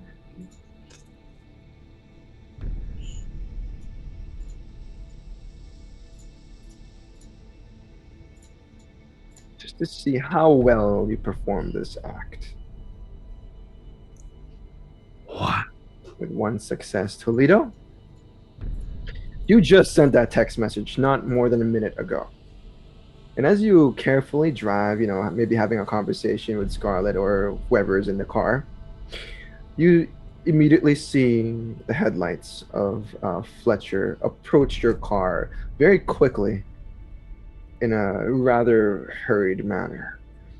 And as you perhaps look once more to the rear view mirror, look at Scarlett or keep your eye on the road, you feel a slight bump to the back of the car as you guys realize that Fletcher just rear-ended you.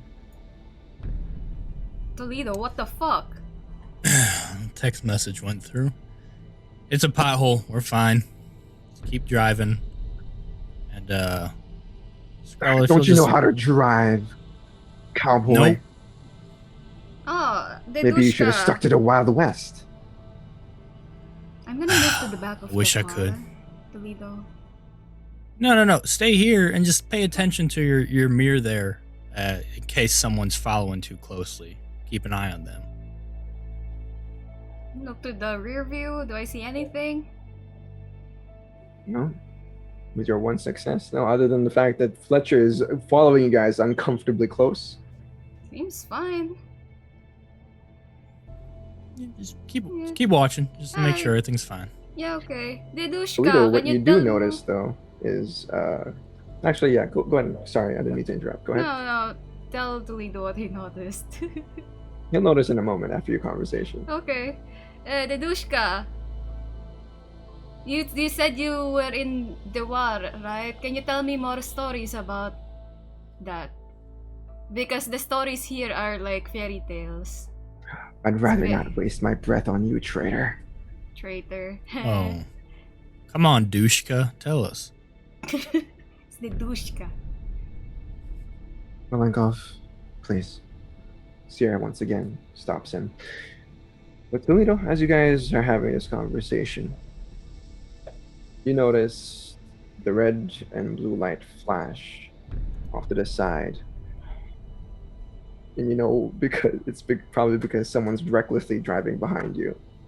And as you see it kind of peel off from the side, it begins to tail Fletcher. Oh, great.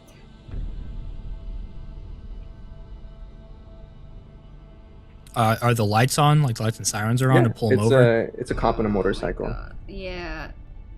Can't you tell Fletcher to... I can't tell Fletcher anything.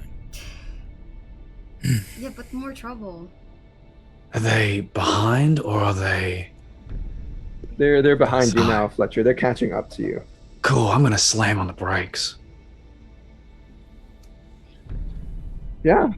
No problem needed. And as you slam on the brakes, you see the cop in the motorcycle try to swerve away, but it is too late for him as he crashes onto the back of your vehicle, and he's thrown off the bike itself as he falls face first on the ground. Luckily, he's wearing a helmet, so he doesn't get hurt too much, but he rolls on the ground on the highway itself for a few moments before he gets to stand up. I imagine you take off in this moment. You just don't give a shit. Yeah, just keep driving.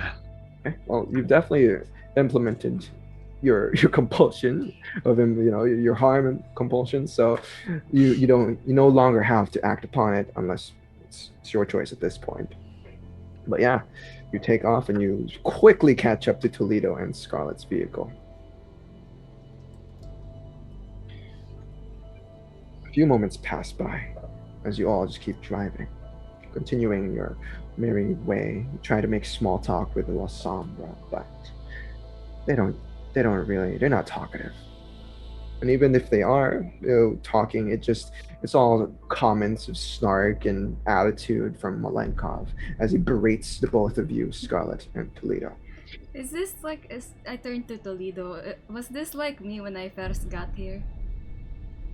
Yeah, honestly, yeah. People are really mean to me. And I don't know if it's a clan thing, Might a be Russian thing, or yeah, I don't Maybe know. both. But yeah, Maybe a mix of both. maybe it's a bad combo. But yeah, luckily I got thicker skin after dealing with your ass for all this time. So Let's do one last roll here.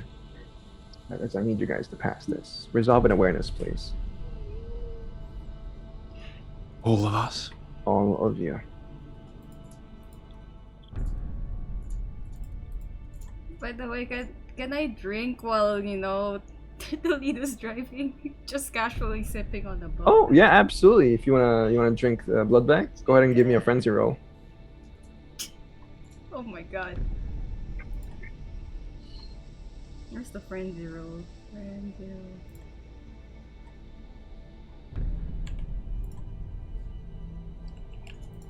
Five successes on Toledo. Okay, yeah, with 4 successes, you are able to keep your composure, Scarlett, as you start wolfing. Well, you sip on one of the blood bags, but you're a little too hungry for just sipping, so you start drinking it all up. And by the a few moments later, you've drank about 2 blood bags, which slakes your hunger down to 3. Okay, what's your awareness roll, Scarlett? Just 1? Dear God.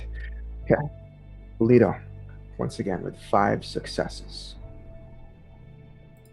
You see it immediately as you recognize an individual off to the side of the road.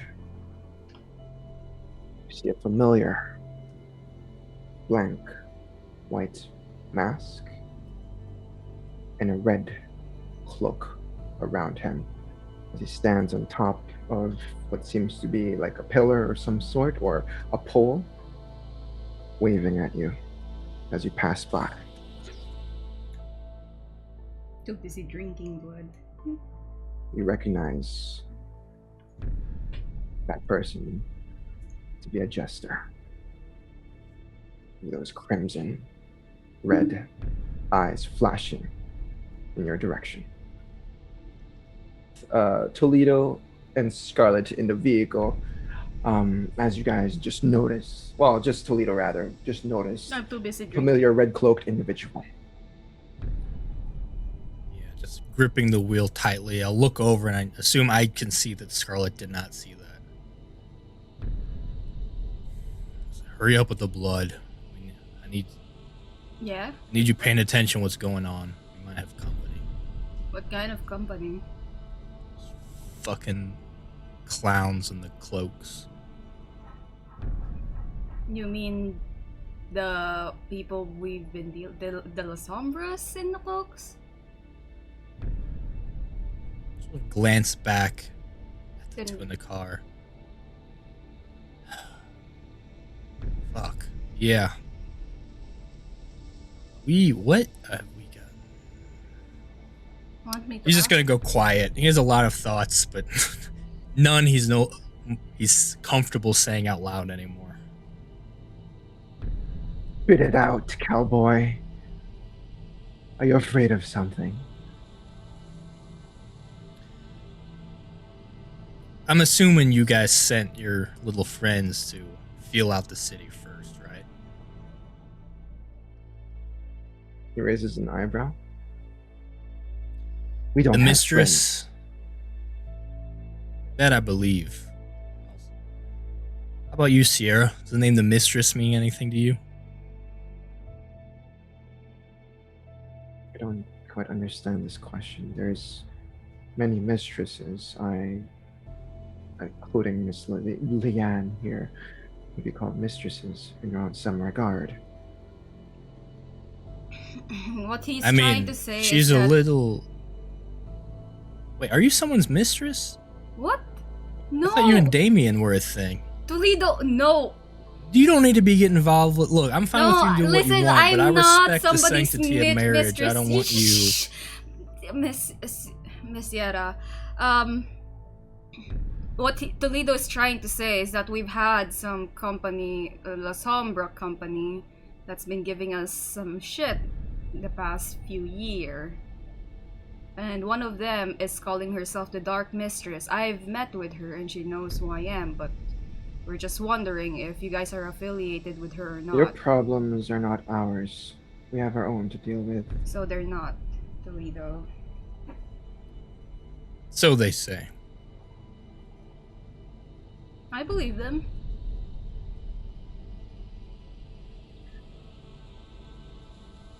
Our delegations always filled with problems like this. Do you both like to chit-chat amongst yourselves while you're doing missions for your prince? Yeah, I'm mentoring her. I Gotta would have talk to her. preferred the quiet one. Oh, okay. Yeah. You wouldn't. No, that's a really bad idea. But how far are we? How far are we to the hotel, Toledo? Storyteller? You guys are just entering downtown. You're almost about to get to downtown now.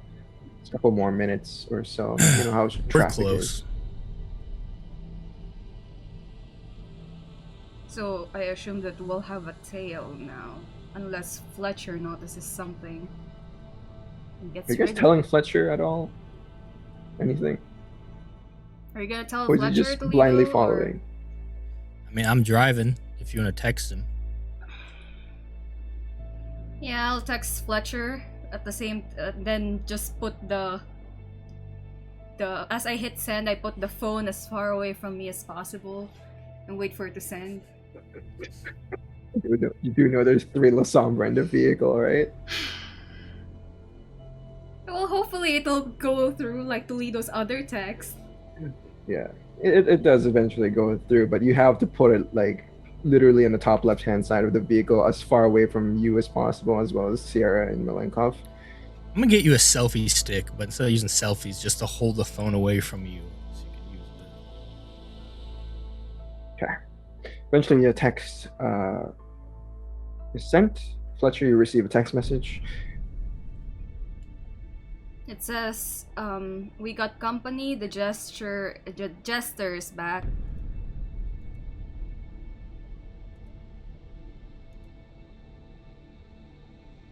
It's a La Sombra waving hi to us at the side of the road. I don't believe it. This is just some distraction. I'm going to throw the phone to the side.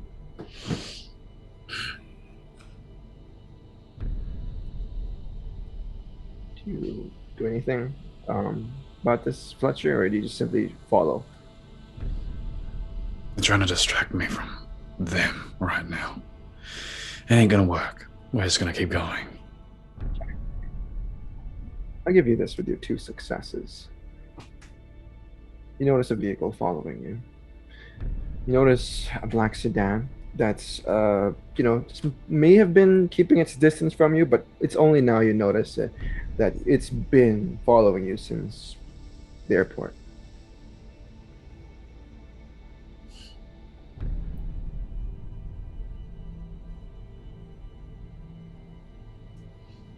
All right. Let's see if we can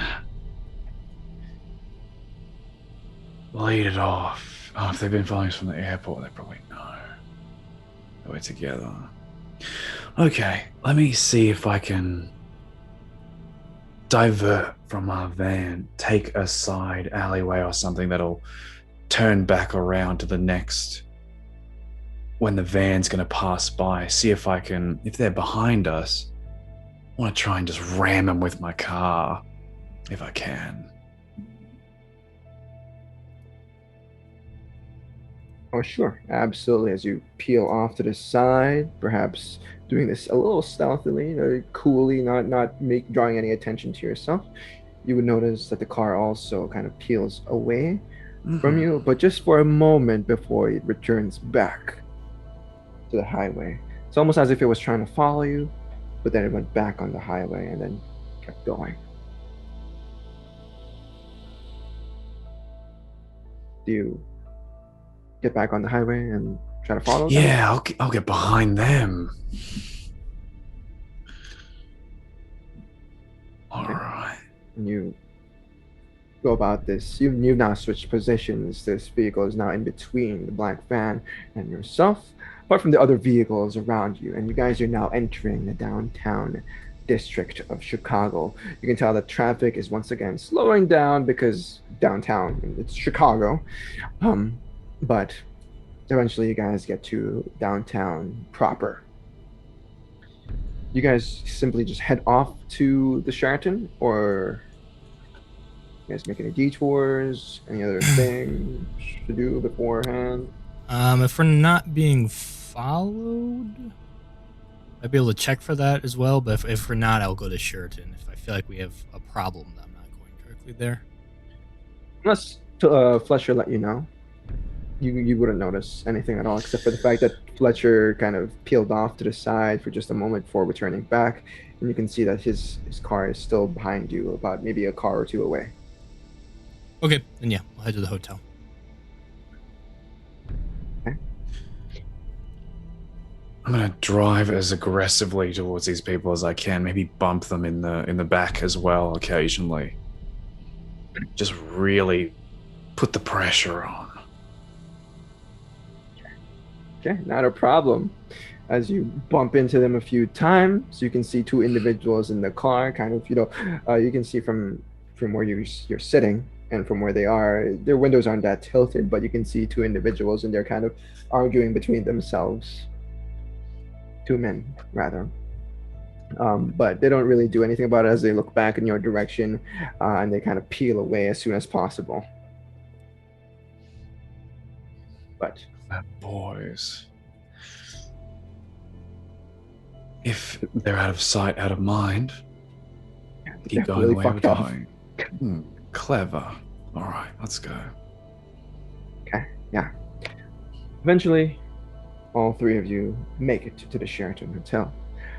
And you guys pull up in the parking lot. Of course, there's a valet here and all sorts of, fancy accoutrements of the place. The Sheraton, after all, beautiful ornaments here and there. It's owned by one of the most prestigious of the world. Fancy things all over the place. There's a huge fountain in the middle of the the roundabout where the valet is, and you can tell that the Sheraton is a high rise in it of itself. It's not as big as Diamond Yama from the distance you can see, but it is big enough to maybe tower over most of Chicago.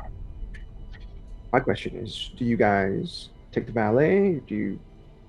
What's your plan here? Black van pulling up to Sheraton and a red beat up sedan. You can just Yeah, drop us off, pull up. Toledo.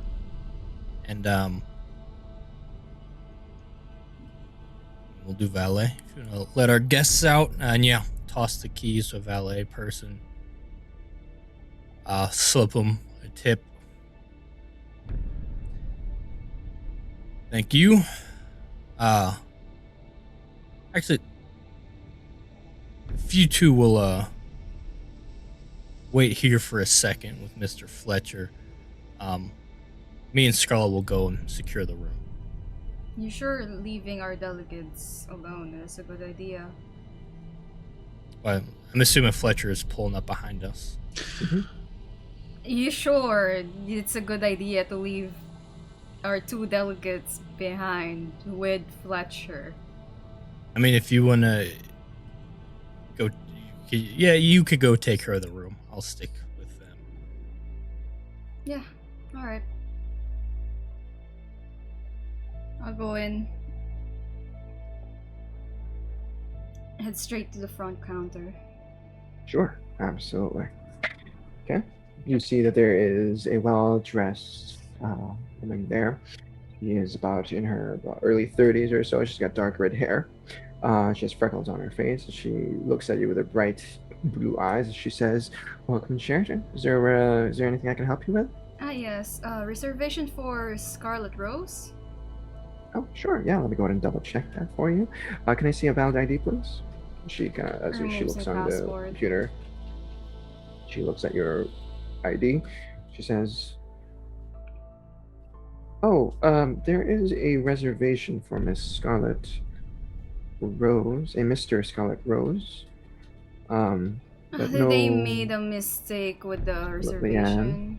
How unprofessional. Do I look like a mister to you?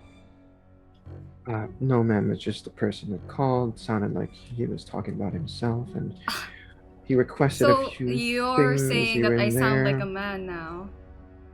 No, ma'am. We have it recorded on the phone, or in our records here. All of our calls are recorded for safety purposes, of course. This is the Sheraton Yes. after all. Would you like me to play it for you? No, it's alright. But this ID does not match our reservation here. Why don't you double check?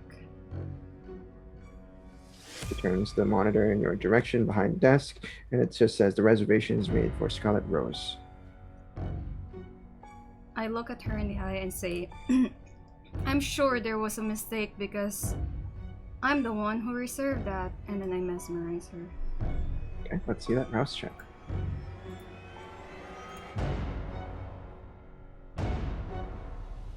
And you pass that rouse check. Okay. You see her eyes glaze over in this moment as she nods at you. She smiles as she says, "Oh, I'm sorry. It must have been a mistake. Yes, let me go ahead and double check that for you.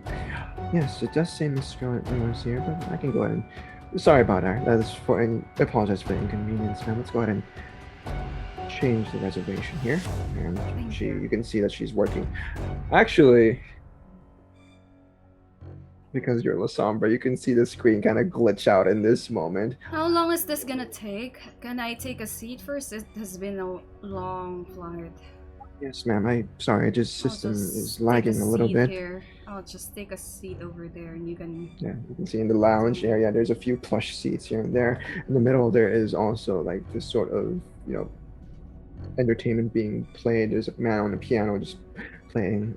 But yeah, after a few moments, she fixes the reservation and she prints out a few things for you as well as hands you a key card.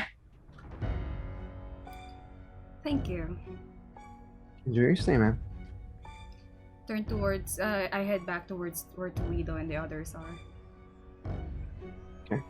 While this is happening, Toledo, are you in the car with them or did you exit the vehicle with them?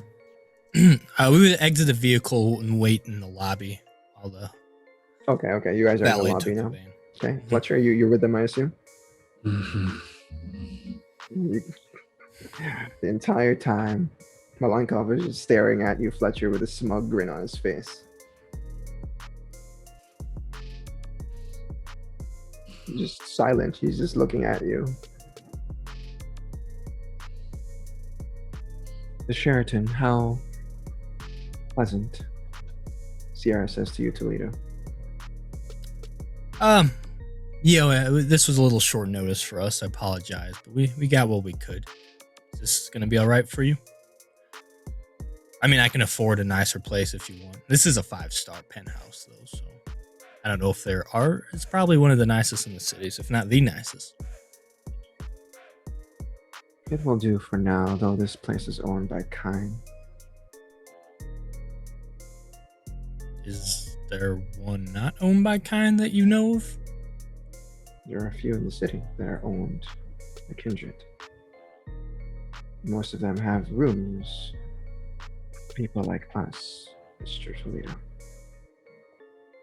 Oh, I'm not sure. I guess you did your research. I asked around, and this was one of the recommendations. Perhaps because it is a 5-star hotel. I'm not sure if you asked the right people then. But it does not matter. This will do. I thank you for your... I mean, we could efforts. switch if you want. It's on Scarlett's card, so... It seems that she's handling her business quite well. She looks over to where Scarlett is probably now just mesmerizing the woman. Have you two been to this country before? We came from New York, Mr. Toledo. I see. How was your business in New York? Well, Good to know. And she just kind of stares off expectantly as she crosses her legs as she kind of sits there patiently on the lounge. You can see on the other side of her chair, on another plush seat, is Malenkov squatting down, hunched over, just staring menacingly at Fletcher. Is he always like this? Like he can't turn that off? Veterans. I mean, I'm a veteran and I'm not like that. Well, I guess I'm a veteran in a different sense. All right. So, you looking forward to your meeting? You got any other friends in the city? No. We only have one purpose. And that purpose is to meet with the prince. Missing home? You have anyone special back home? She lets out an unnecessary sigh as she tries to coax information out of her. She kind of looks around and folds her arms at this moment. Fletcher? Malenkov's still staring at you. Give a little lean forward and a little.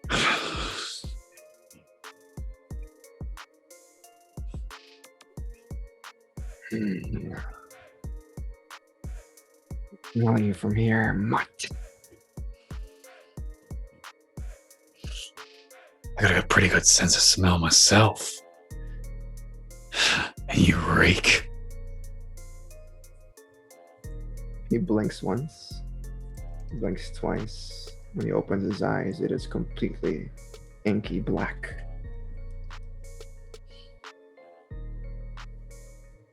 He blinks again, as after he flashes you his oblivion sight. I'll flash my red eyes. Nice party trick. I used to eat your kind like potato chips. Somehow I doubt that. You're probably a bit more of a fan of the points at his belly. The Venture, the ones that are a bit easier. I've had my fair share. That you have. Scarlett, as you arrive to this scene, you can see Toledo awkwardly making conversation with Sierra, and Fletcher and Malenkov lowly growling at each other, staring into each other's eyes. Gentlemen, please remember where we are. Also, I got the room. Let's go up. Oh, Scarlett, bless you. Yeah, let's go. Toledo, do you think the elevator would work on us, or... I think so. I'm gonna look at the other two. Do elevators work for you two? Not if I tear its mechanism off.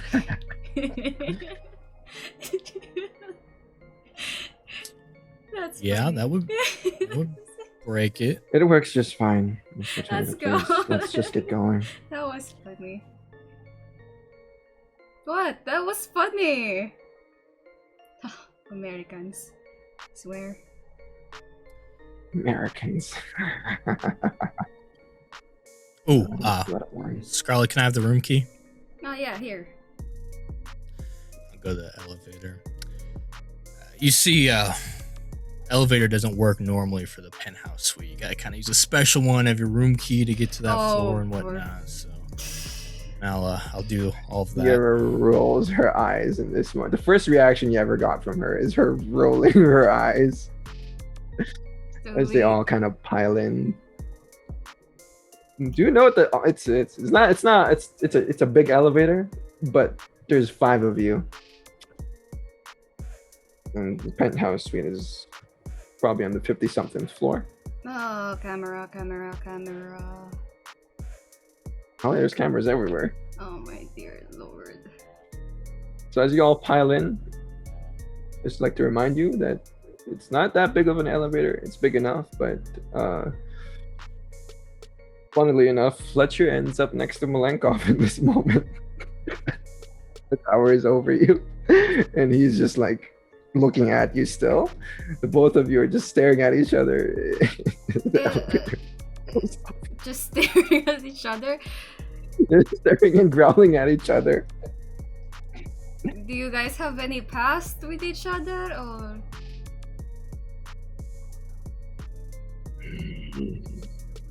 Just just looking growling? deeply into each other's eyes, I just growling. turn to Sierra and go like, "Man, I didn't think it was mating season so early this year. I didn't think so either." Toledo, you should be careful. You might get involved in that. Unless that's your type, then I wouldn't want to get in the middle of that. That's your Miss thing. We've Yes, had a long night, Patchy. please. of course.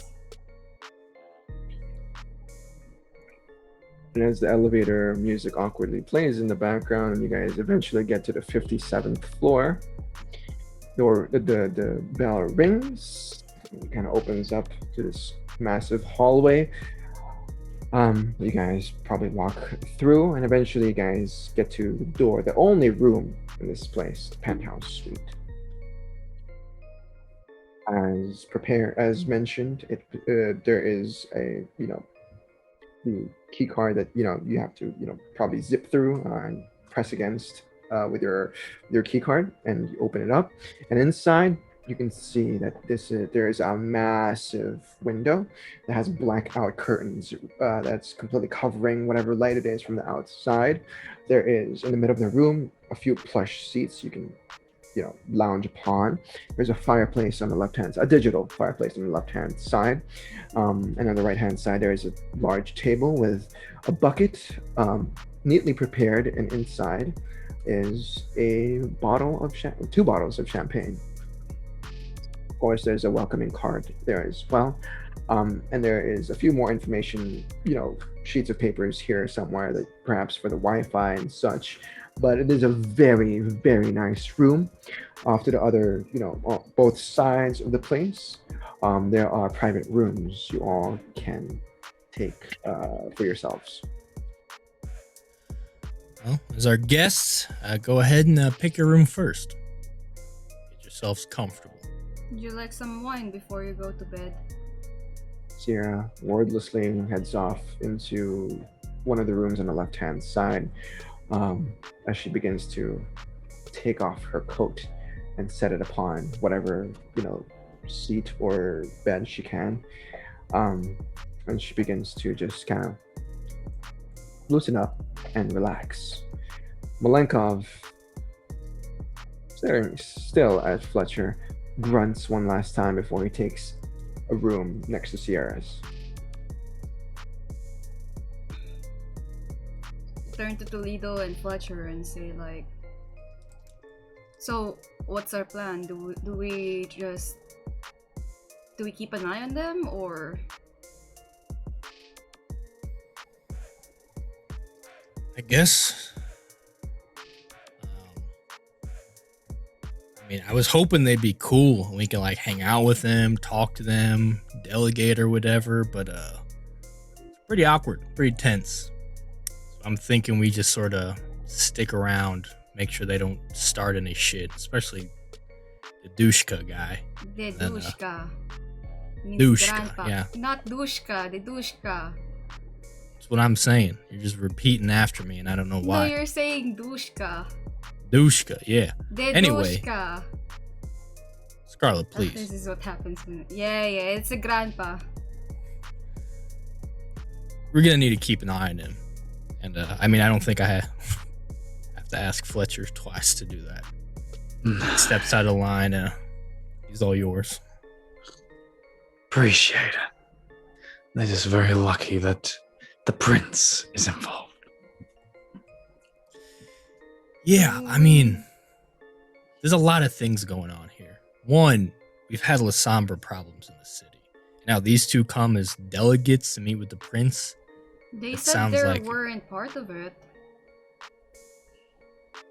Sometimes people lie, Scarlett. Sometimes people lie, Scarlett. Anyway, this is a lot of times when Sabbat would attack a city, they sort of wear the place down a little bit before the bigwigs come in. Maybe that's what they were doing. Maybe these are the two they're coming in to finish the job. I don't know. The prince is powerful. He's got good people with him. Hopefully they'll protect him. But this whole thing's making me very uneasy.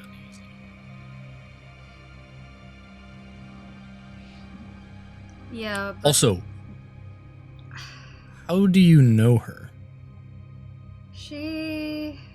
I look at Fletcher, very uncomfortable.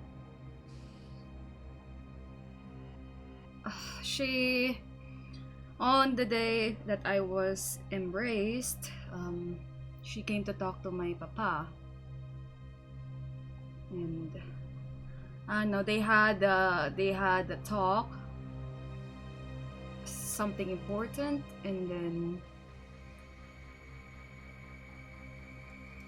my papa gave me a mission, investigating an illegal gun trade in our turf. And then during that time, during the whole thing, we got rammed into by another group, and then the next time I woke up, I was tied to a chair. Not exactly tied with a rope, but I guess it's the shadows. And in front of me is my childhood friend, and we were made to play a game. It's a Russian roulette, very funny. Russians playing Russian roulette. But I won because the gun was empty the whole time. They were just messing with us, and my childhood friend revealed that he expected that he was the one who was going to be embraced, not me. He doesn't understand why. Yeah, she had something to do with that embrace. I came back home after I was embraced, and that was it. My papa thought that I was a monster. And my sire taught me as much as she could, but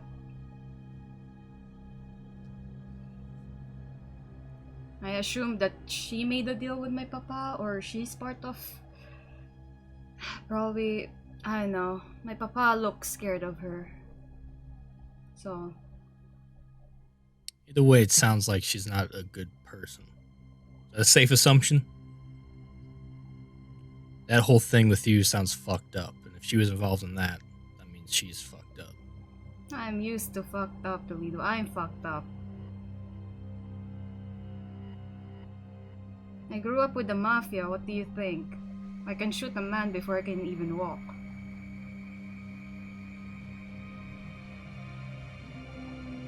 I mean, I had a weird childhood, but damn, okay. And you're sure one of them didn't embrace you? No. I'm really at the... Ever since you said it, I can't get it out of my head. The way he treats me is so similar to the way you treated me when I first met you. Just indignant, mean, sassy. What are you trying to say? All the Russians are mean? Rude. No, you specifically. I've met other Russians. Okay. Have you met Russian La Sombras? No. Don't try to put off your attitude on your clan and background. I think it's just, no. Maybe Either way. Maybe if you want, you can ask him about my... I don't know. We'll see. I don't think they're not really the sharing type. All right, all we got to do, we've taken care of the people who wanted to fuck with this, and I'm really glad we did. Can you fucking imagine if Genghis tried to show up during this shit? Fletcher here would have a heyday. It would have been a lot more fun. Oh, all right. I think all we got to do is watch out for the people who are watching us. The other La Sombras? But he didn't give us shit when we were driving, so... We'll see. Let's just keep our eyes peeled. Make sure no one messes with this. And then tomorrow we wake up and we just gotta go three blocks. So we're gonna be taking turns keeping an eye, right? But what about the morning?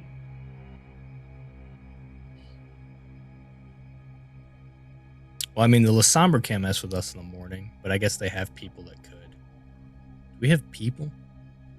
I'll have Sister Isadora. She's a badass. I can have her swing by. You guys have anyone else that could help during the day? Max can keep an eye out. If I can get him Oh, what a team that would be. A nun and a hound dog. Yeah, we'll be fine. I trust those two. Alright. Do we need to Scarlett, you update- don't have any human boyfriends that could swing by and help No. watch? Alright. The only guy I've been talking to this past year is Damien. That's it.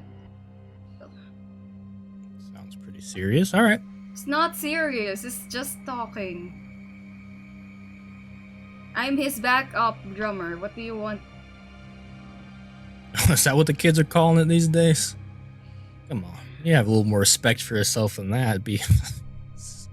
Anyway, we have those phones. We don't necessarily have favors. We just have the phones, right? The burner phone. Maybe we can update Damien about.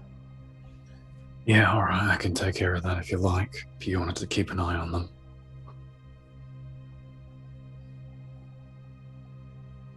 I don't want to be.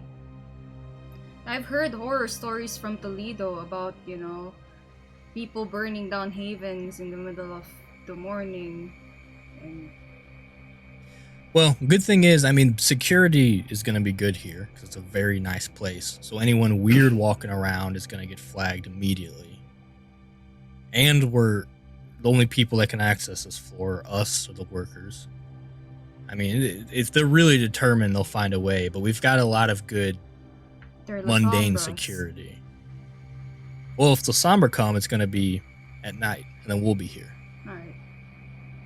During the day, hopefully there's enough to stop any humans from fucking around. Yeah, if something happens, it's going to be tonight or tomorrow night. And I'm confident in our ability to deal with it. Okay. I'm staying in the lounge. I mean, we've got a penthouse. I'm going to take advantage of this penthouse. I saw a jacuzzi tub in there. I'm going to sip I some knew of it. that. The moment I saw the jacuzzi, you're gonna. Hell yeah. Do you I'm want gonna to be go full fighting Geralt in in the there. bear, kind of like Fletcher? What if somebody attacks us in the middle of the night, huh? There's going to be more than swords swinging at them. The last thing they see. No clothing holding you back. You know what? I'm done with this conversation. I'm gonna go sit at the lounge.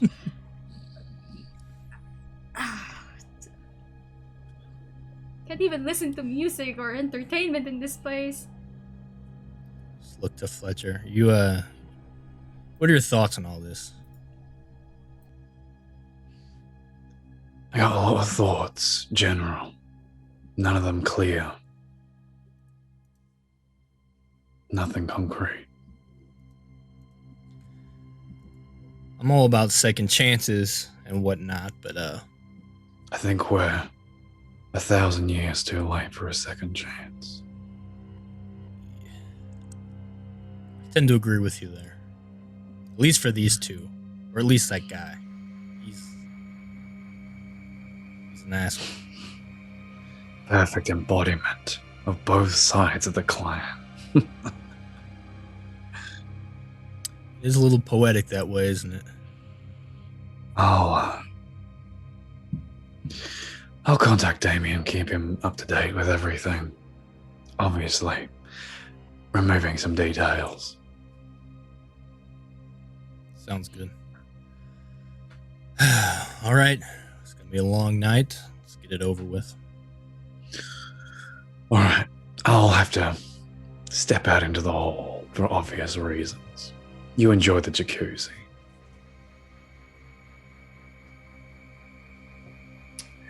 Take one of the burner phones, step out in the hallway, dial Damien or press the call. Sure. Yeah.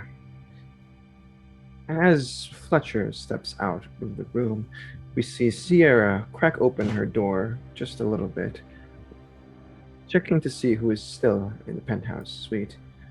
You catch, both of you, Toledo and Scarlett, catch her eye just before she shuts it once again, before she shuts the door once again. Kinda sus. You're muted. She's kinda sus. You could come out and hang if you want.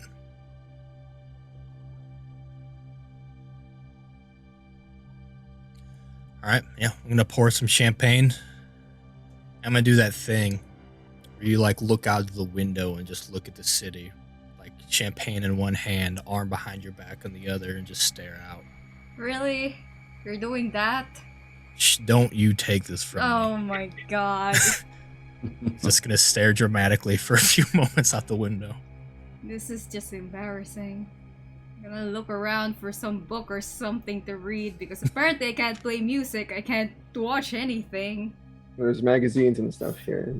Easily just a collection of Cosmopolitan or whatever is laying around. But yeah, you find a seat, Scarlett, and you start flipping through page after page of, stuff. Magazine stuff. In any case, the phone rings once and twice before the sheriff picks up. Yeah. Damien, my boy, it's Fletcher. How you holding up? Yeah, doing just dandy. We're taking these delegates to a particular 5-star hotel. They're doing just fine. Tell me, Damien, do you know anything about... Has the prince told you what's going on? Hell no. He said keep this on a down low. I didn't get the details of this shit.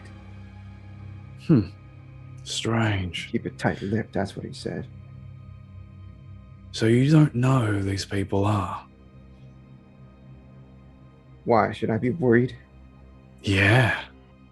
You should be, Damien. You hear a pause on the other line. You hear this wind blowing through, as if he was quickly going somewhere else, to a more private location, as he says, "The fuck's going on, Fletcher?" The prince has invited Clan La Sombra to our city.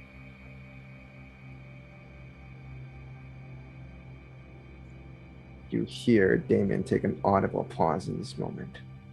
You can't tell if he's pissed off or concerned or happy, but you know that a long pause like this he's giving it a little bit of thought.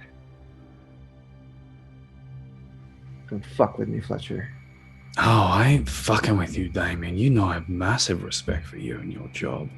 Tell you what, don't believe me tonight, and when we meet him tomorrow, you can tell me. How about that?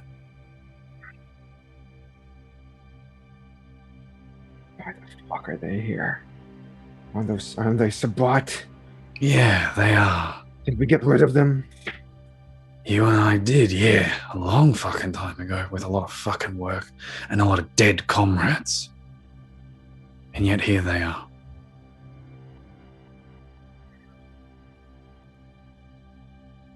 Out of character, he has to make a resolving composure roll. See if he keeps his shit together. Go ahead and make that. But yeah, you just hear him thinking on the other line in this moment, Fletcher. You know that Damon isn't exact. I mean, he's young for his generation, but he knows, you know too well that he's very loyal to the Camarilla, to Jackson himself, and not being told what the hell is going on, though he is the sheriff, might set him off just a little bit. Yeah, I knew what button to press.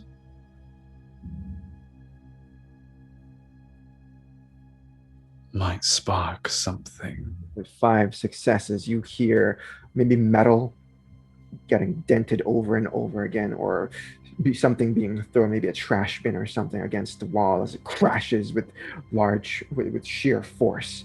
As he says, "I'm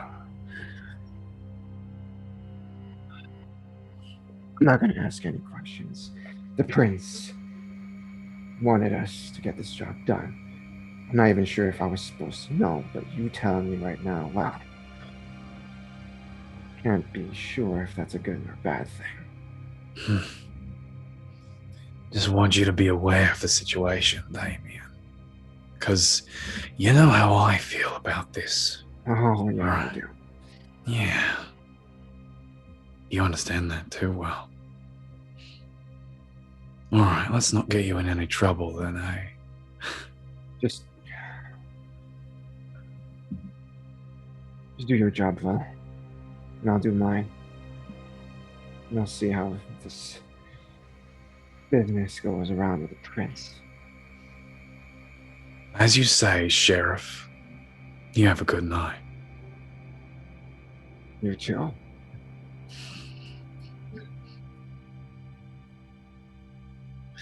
Go back into the penthouse. Sheriff Damien has been told everything that he needs to know.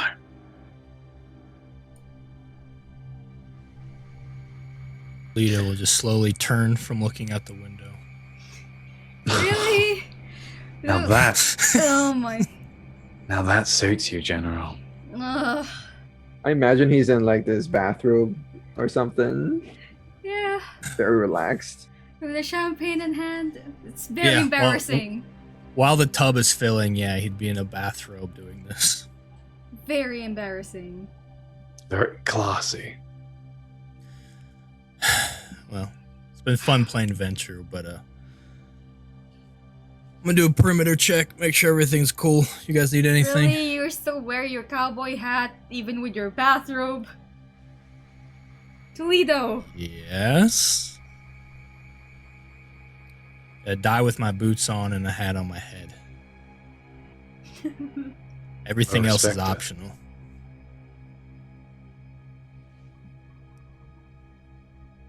I'm gonna go check on my bath. Yes. Toledo's gonna do just that. He's gonna get a couple blood bags, bring the bottle with him of champagne, enjoy a nice soak.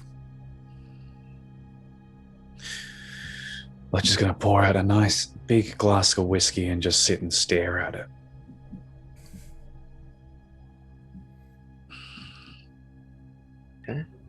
Scarlett, are you just gonna continue reading your magazine, or Where is Fletcher? Is he away? he's probably in the middle of the lounge Oh. or by the kitchen or something, staring at a glass of whiskey? I'm gonna glance at the room and see if Sierra has peeked again or not. No? No. Didn't go near Fletcher and sit across him.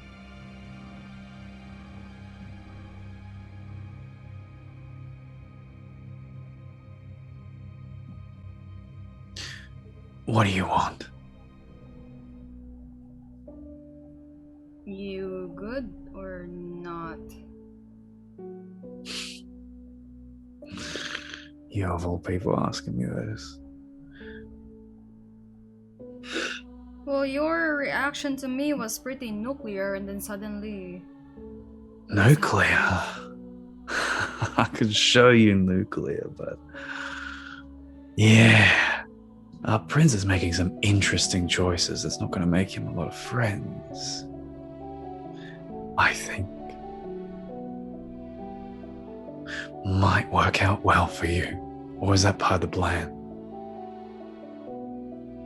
I wasn't really told anything. This is a surprise to me as much as it's a surprise to you. Okay. How many of you are in the city right now? Is there more? Celia yourself. I only know about Celia. And of course, those people that were following us.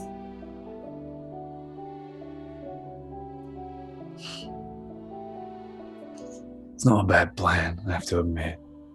Infiltrate with your people and then make it all official and pop up out of nowhere. It's been done before, though.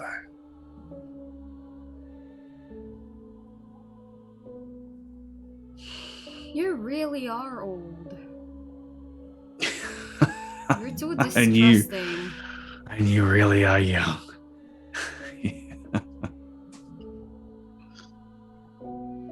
So you don't think our kind can change? Too little, too late. Scarlett. We live forever. How can you say that it's too late? What if it's just the beginning? Might be too late for you because you're old, you can't change, but No. for us young ones, I don't know. I mean, Toledo got me to change my attitude. Did he now? I'd hate to know what you were like before. Distrusting. Paranoid. Yeah. Like you. Yeah, having someone lie to you for a whole year about who they really are. A year is About being- nothing to you. Oh no, a year means a lot to me. Scarlett. And do you blame Maybe- me with you and your talk about killing all the Sabbat every single chance you get? Yeah, I do. Kinda get scary for somebody as young as me. Good. Then you'll behave and not do anything stupid. Because that'll be the last fucking thing you do, Scarlett. Not gonna do something stupid. Good.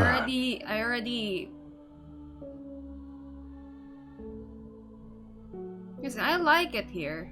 I don't want to change that. I don't want to I go like it back. I don't want to go back there. Get here too, the way it is. Camarilla.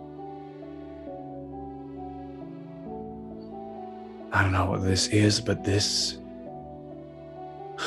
I don't like it. Why not? Toledo said his clan used to be not part of the Camarilla, and now they're part of it. Why? I don't know. They weren't part of anything, Scarlett. They did their own thing. And now they're a pillar in our great community. And what is your clan? I don't know. I don't know why they're here. Then you can sort of begin to understand why I don't trust you. Because I don't know Because either. I know nothing, that's why you don't trust me? It's that I don't believe that. I think you're smarter than you let on. You give me too Toledo. much credit. I hope I do. And I hope this is a lot easier for me that way. I know. It's easy to play the dumb Toreador, okay? Yeah, the degenerates are pretty stupid most of the time. Or they feign it and pretend.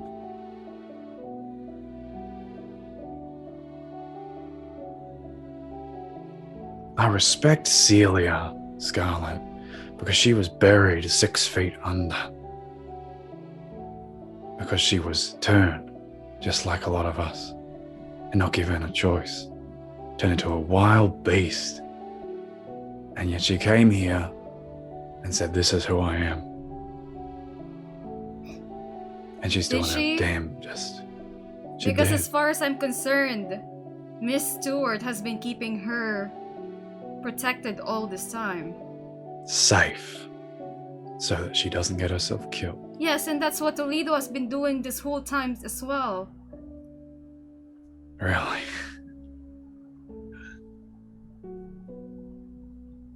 Okay. And you've been, what? Meandering around as a Toreador? Getting involved Learning in how politics? to be a good kindred. Okay, let's play hypothetical, Scarlett. You're being a good kindred, and say someone finds out. That isn't me. That is, oh, I don't know, the prince. Then what? You gonna pretend to be a Ventru? No, I was told to give something to the prince, if that's the case. My sire has been trying so hard to protect me. You sacrifice your sire. No. No. Why would you say sacrifice her? No, she Well, gave me the way something that- to give to the prince, and that's it. Right, it's an item, got you. We'll work on the way that you talk.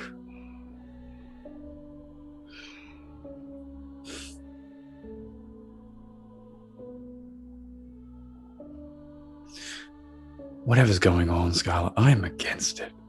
And you know that. Yeah. Because I have shared with you how I have been fighting and killing your clan for over 200 fucking years. You've been And everything like fighting the old ones. The old ones. Yeah. I don't And know the about new. you, but my generation, or at least for me, Celia, we haven't fought anybody. We haven't been in any war, so I don't know. Is that right? Are you gonna be a problem for this mission, Fletcher? Well, Scarlett, I've been a problem since we met. I meant for this mission. Yeah, you better believe it. Whatever's going on here, I ain't gonna have it. And I'm gonna let everyone who can hear know how much of a problem this is. How much of a danger this is. Good talking to you, Fletcher. Likewise. Walk towards where Toledo is. You're in the jacuzzi at this point, Toledo. You're just relaxing. You probably have your arms outstretched, one hand with champagne. And you just, Yeah, I guess, he would have left the door open just for a little more situational awareness in case anything happened. But yeah, he's relaxing. He's probably just like singing some song to himself, trying to leave a little bit of the. Because if he wasn't doing this, he'd be losing his mind. Because this is a very, very stressful situation.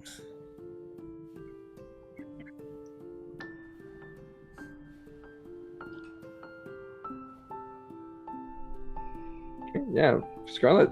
You see him. Toledo. Are you in your underwear? Are you bare naked right now, or what you?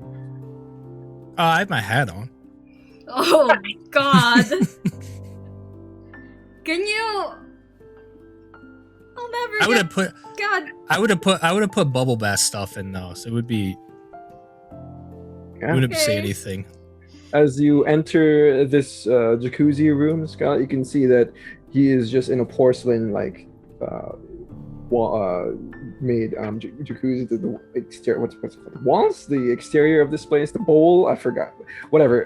And behind it is a large glass window that's transparent, and you can see the buzzing lights of Chicago just under, and it almost seems like everything are ants to you guys. You guys are on top of this tower right now, and it just, first of all, it's beautiful, it's relaxing. Second, the aroma of this place, the stuff that he's put in is just very calming. It's a scent of lavender mixed in with a little bit of maybe rosemary. It's very flowery right now, and Toledo, just, you can see him smiling with his hat on. He's very relaxed, our arms outstretched. I grab his hat and then put it on me, and then go And like. now he's not wearing anything at all. And then squat beside him and say, Fletcher is gonna be a problem.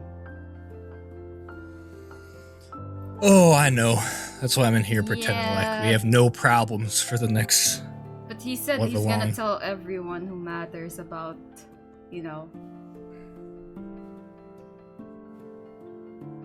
our delegation. Wait.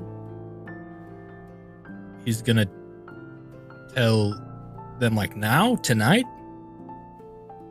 I don't know. Why don't you ask him? Oh, can't you do it? We already had a talk. He already assumes that all La Sombras are evil and we're going to eat the city or whatever it is. I don't know what his problem is with the La Sombra, but I have never been fighting in no war. I don't know anything about that.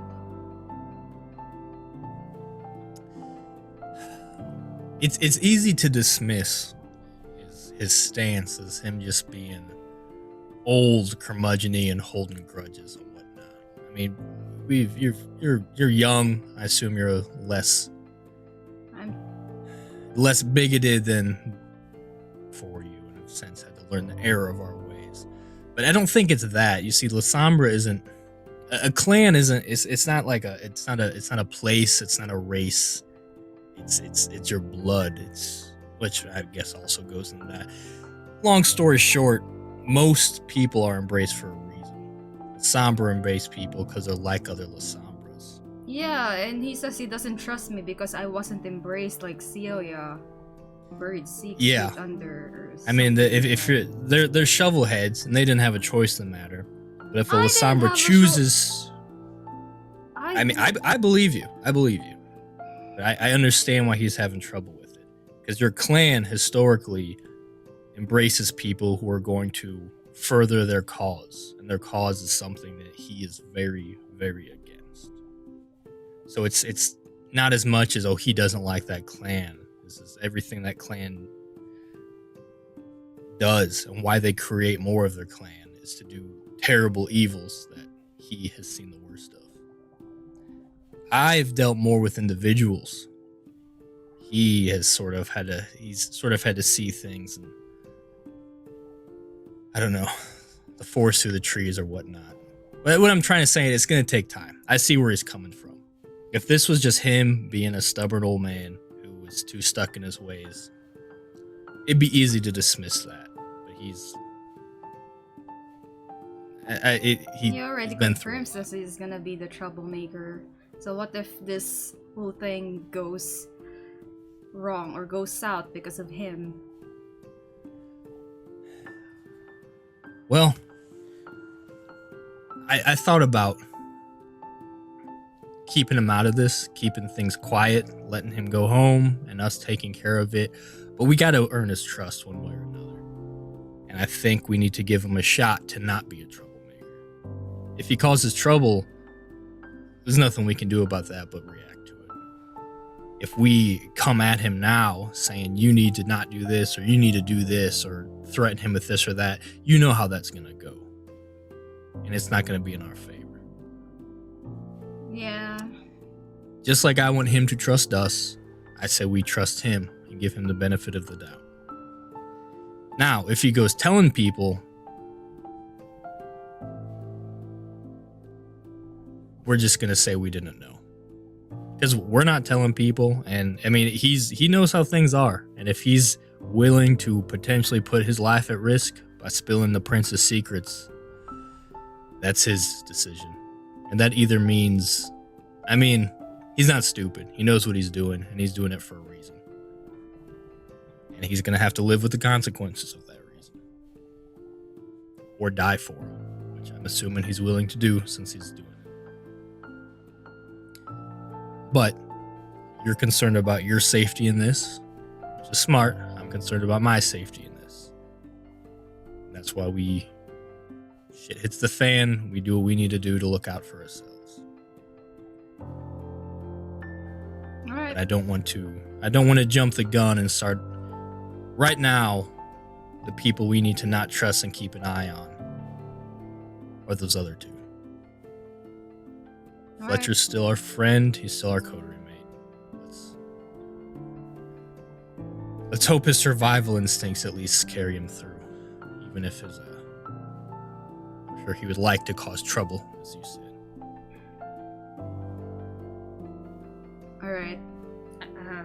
I give back his hat and then go back to the lounge, open up the magazine, and go back to reading. Okay. As this is happening, as you guys were having a conversation there, Fletcher, you notice Sierra step out of her room. Doesn't say much to anyone, doesn't look in your general direction. She just, much like Toledo was, in front of the blackout curtain, so she kind of peels it away. She looks out towards the window, looking at everything down that's going on. She silently stands there, just observing the goings-on of the city. She brushes her hair to the side, revealing her kind of athletic stature. But she doesn't say anything. She's just watching the city tonight.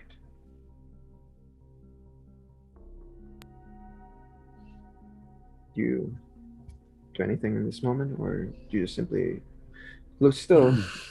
No, eyes glued on the whiskey? I will take the whiskey over. Stand with a bit of a distance between us both. And look out on the city as well.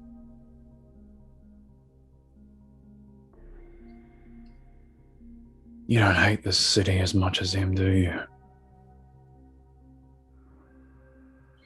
No. Not at all.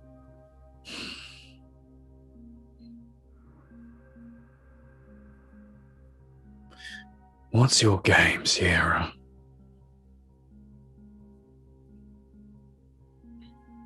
To call it a game would be an understatement, Mr. Wright. There is no game to be played.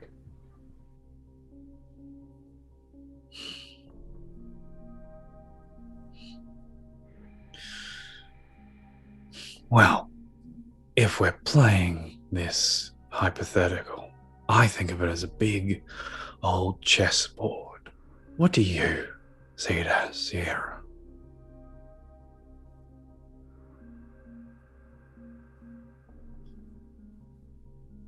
An investment. I'm a businesswoman first and foremost, Mr. Wright. Every conversation, every handshake, every meeting is a business deal in some regard. You were given a task, you were following a mission given to you.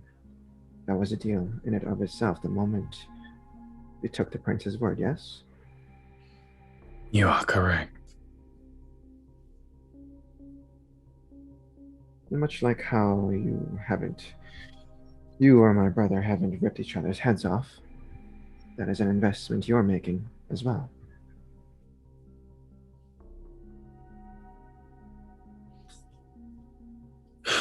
A negotiator. Yeah, I can understand that. It's a very a very venture way of thinking.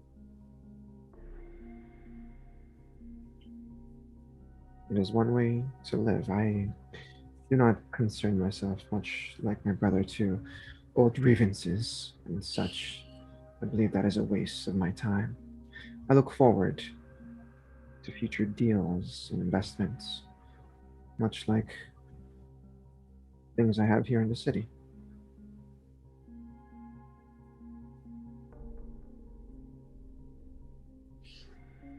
What's in it for you?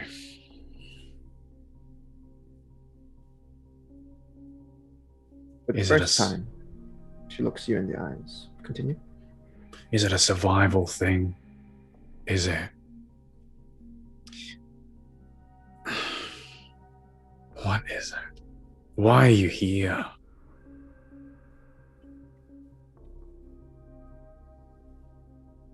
Simplest way of putting it, Mr. Wright.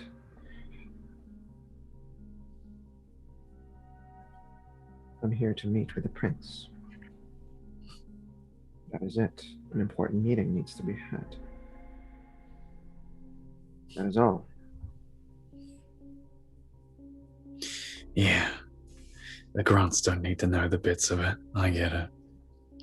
Well, like I've said, if the prince wants to meet you, he will meet you. I appreciate your keeping us company. I truly do genuinely mean it. Now, as for my brother, I believe you two can go get a room for yourself, just not here. No, it wouldn't be much left of the room afterwards. Perhaps some other time. I'm sure he seems very keen in getting in bed with you. I really thought you were alright up until that last comment, Sierra. You have a nice night. Don't let the bed bugs bite. Thank you, Mr. Fletcher.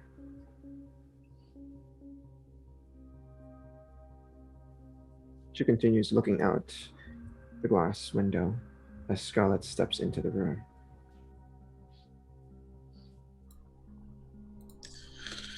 I'm gonna go dip my hand in that jacuzzi, see if it's all it's cracked up to be. You two have fun. Yeah, Toledo's naked, so you have fun there. Have some moment. I'm just not surprised at this point, but good on him. Leave the room. I really don't know if he's into men or women. I feel like he's into men.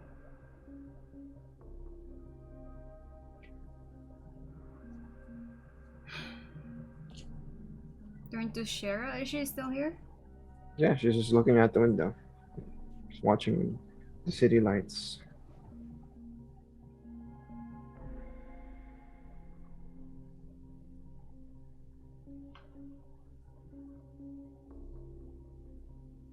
How's Russia? I believe this is the second time you've asked me this question. Oh no, Miss more Mikolov. importantly. How's Liana?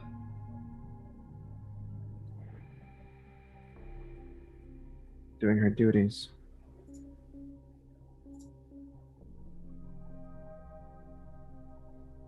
And my papa? Doing his duties. At least I know they're safe. You really have no subtlety, do you? No, fortunately, it wasn't really my best trait. Very easy for you to give off that we knew each other right away. I assume you've already told them. Toledo, I've told. He can be trusted, and Fletcher, if you don't keep him in the loop, he's just gonna go off and have his own little conclusions, and it's gonna be even worse than what's really happening. Mr. Wright is a straightforward man. He will not be a problem as long as you are honest with him. I can tell just by the way he speaks and the way he stands. He does not put up with petty bullshit. Mr. Toledo, on the other hand, very chatty, uncomfortably chatty. He serves the church, so I would consider that the most valuable asset of his. The church.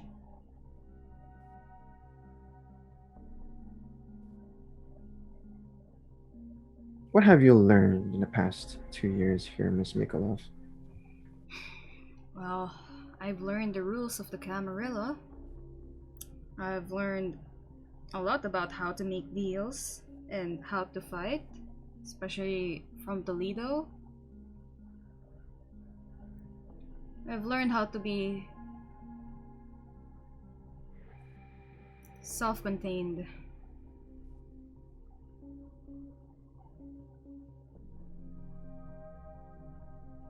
I see. Very good.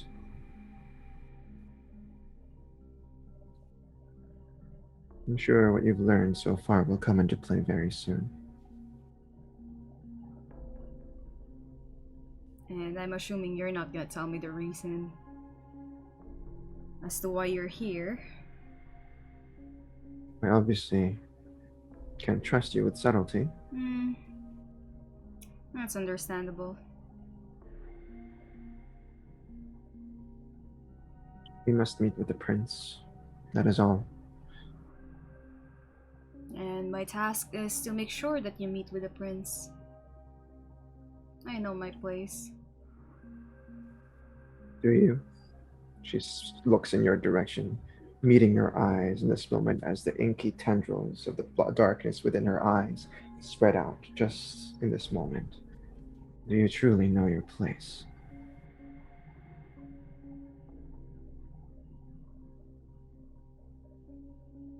I know my place in the Camarilla.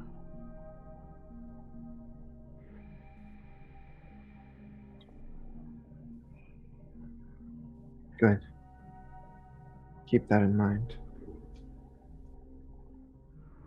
As the darkness retreats from her iris, she looks out to the window once again before she shakes her head, closes the curtain, and gives you a nod.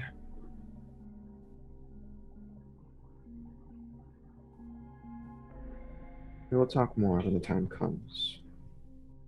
For now, it is not safe. How nostalgic. Those words. Well, you have a good morning, and if you need anything, just let one of us know. We'll keep an eye. Good evening, Miss Mikolov. She turns on her heels and walks back to her room.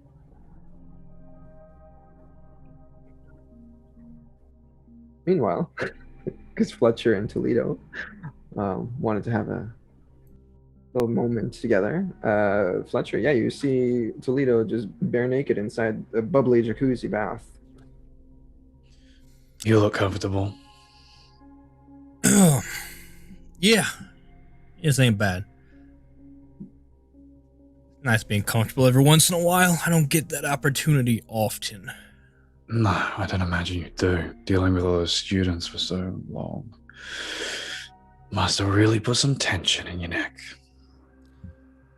You could say that. If I was able to age, I feel like I would have aged 20 years in that short time. 5 years per student, yeah. What can I do you for, Sarge? Nothing, I don't do jacuzzis. I'm gonna put a finger in. Yeah, nah, still, I don't feel anything. Yeah, it's more of like the vibe, you know. You creating this relaxing environment. Like, it doesn't feel as good as I imagine it would have. I wish jacuzzis were a thing back when I was alive, but So it's like, I see. You feel here like I feel when we have a barbecue by the church. a little bit. Although I'll be honest, I prefer the barbecue. Me too. Something about the shiny lights and the fancy things, everything's so fragile and breakable that really just rubs me the wrong way. I like the outdoors. It's so cramped. Yeah, well, I figure if we're stuck with our guests for the night, might as well fake it till I make it. Sierra seems like quite the charmer. Yeah, she's alright. It's like you said. I think you pegged it correctly when you said the two sides of the somber are represented in that pair. I would prefer if they were all like Sierra. A bit more manageable. Just more Ventru, they're manageable. Although Malenkov is itching for a fight. Oh, yeah, I wish we could give it to him too. You think he'd be down for like a friendly just tussle? Well, probably not too friendly. But once they meet the prince, once we've done our jobs, maybe. Might Speaking put him of in his which, place. you got Scarlett all spooked about said you're gonna cause trouble, tell everyone about the Lasombra. Me? What am I going to do? Who am I going to tell, General? You know me, I'm a loner. I don't talk to anybody, except for Rosa. I just know you're well respected in the community, so I'm sure you Indeed. can. You have certain ears if you need them. Yes, my fights with the Sabbat have left me with a bit of a reputation. Look, I ain't gonna cause you trouble, General. Don't you worry. And I ain't gonna go against our prince. Scarlett? Well, she isn't technically part of the Camarilla right now. So we'll see. The prince wishes all of us as a coterie to deal with this. So all of us as a coterie will deal with it. That's good enough for me. I understand where you're coming from. I tried explaining it to Scarlett a little bit. General. Sarge?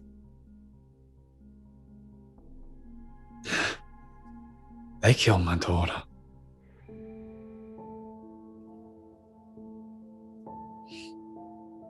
And I can't let them get away with it.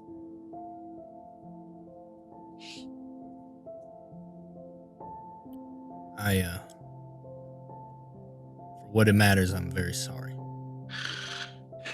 She was 2 years old, General. She was 2.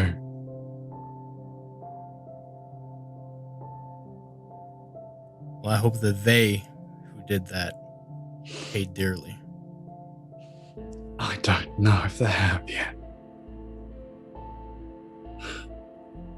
So I gotta make sure. You know the ones responsible? No. Just the Sabbat.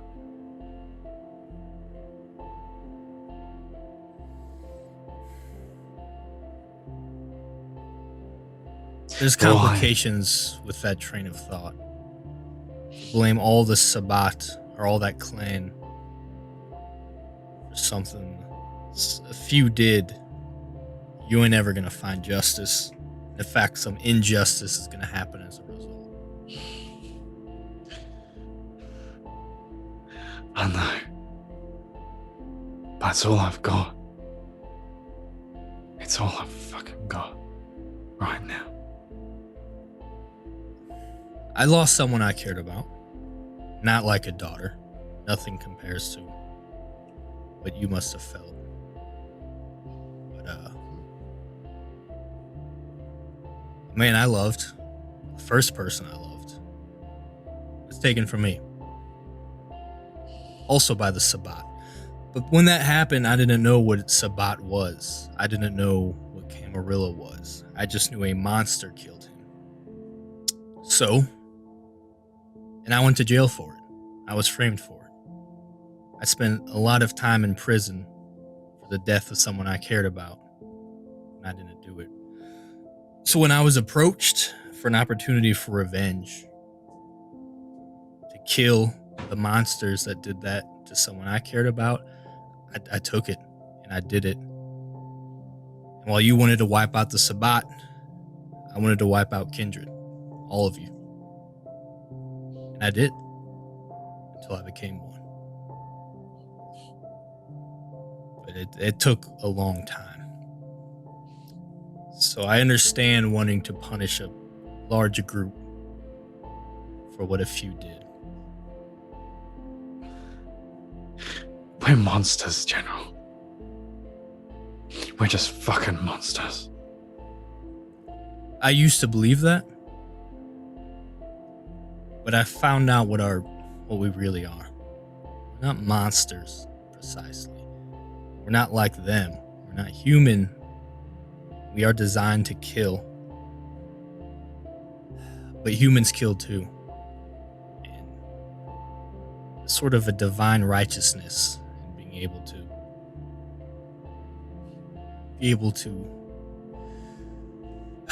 create life and death and all of that. I don't mean to get into the theology of it all, but there's more out there. And I hope you find it, whichever form that takes.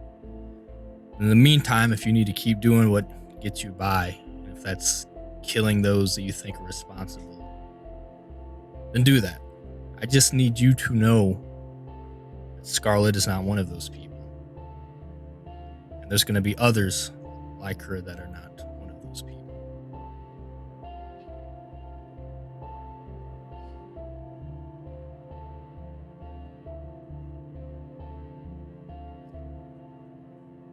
Only you could come to that conclusion, though. And I ain't going to force your hand. I'll believe it when I see it. For now, it's just a lot of talk. I was the same way. I had to see it for myself. And I think you'll see it for yourself, too. In due time. I trust you, General. It means a lot to me. Yeah, it means a lot to me too. I don't take that lightly, and I don't plan on abusing that.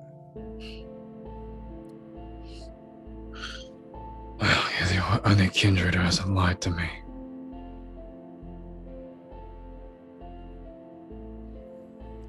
I'm gonna go to bed.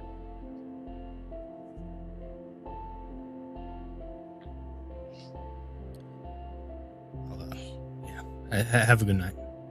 You too. What was her name?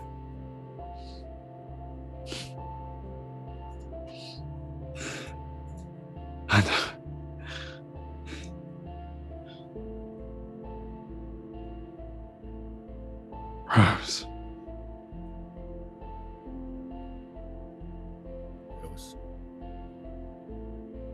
It's beautiful. Yeah. I'm gonna go.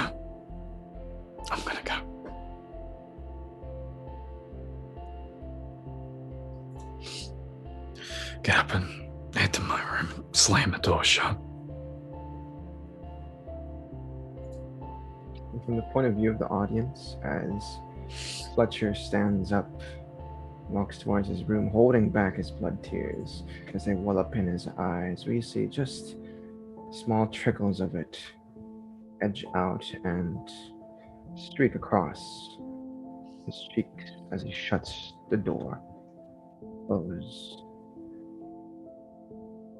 Scarlett, you just finished your conversation, Sierra, and just heard a loud crash of a door off to the right-hand side of the penthouse suite.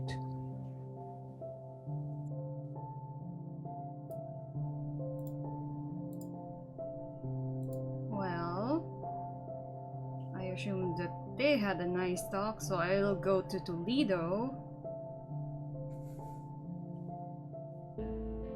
How long do you plan on staying in there? You know, you're gonna be all pruny, like, you know, those raisins. I know, does that even work on Kindred anymore? No, not quite the same. I think Toledo probably would have had a little bit of blood on the rims of his eyes as well. What's an insight, Scarlett? And as Scarlett walks in, he would just sort of sink down into the tub a little bit. Rub his eyes. Getting some... Do what? With 2 successes, you got a feel that didn't exactly have a light conversation, but you don't notice the tears that were, you know, kind of welled up in his eyes either, as he just kind of pops up from the water, a little bit of bubbles in his cheeks. The foam. What a ridiculous sight. I got so soap in my eyes now. It's making me tear up. What do you want? well, I wanted to make sure that you message Sister Isidora before the morning comes, just to make sure. Oh shit. Yeah. Can you hand me my phone? Yeah, okay. I'll take it. I'll text Sister Isadora the address and ask her to pull a security detail on this location. Do this instead of looking into the mob stuff.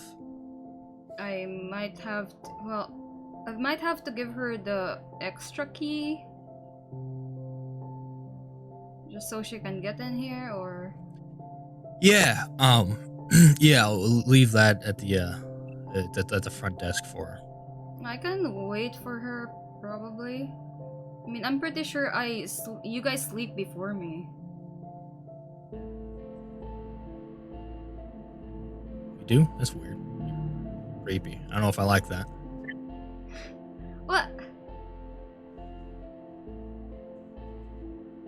I can wait for her at the front desk and then just give it to her and then. No, just leave it for her. She's still warming up to you, so it'll just be easier that way. Okay, just.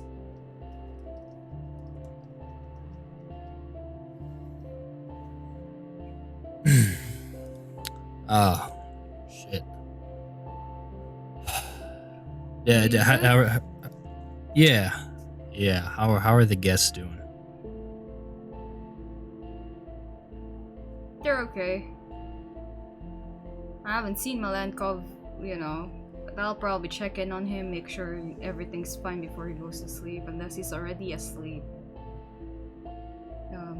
Shara's doing fine.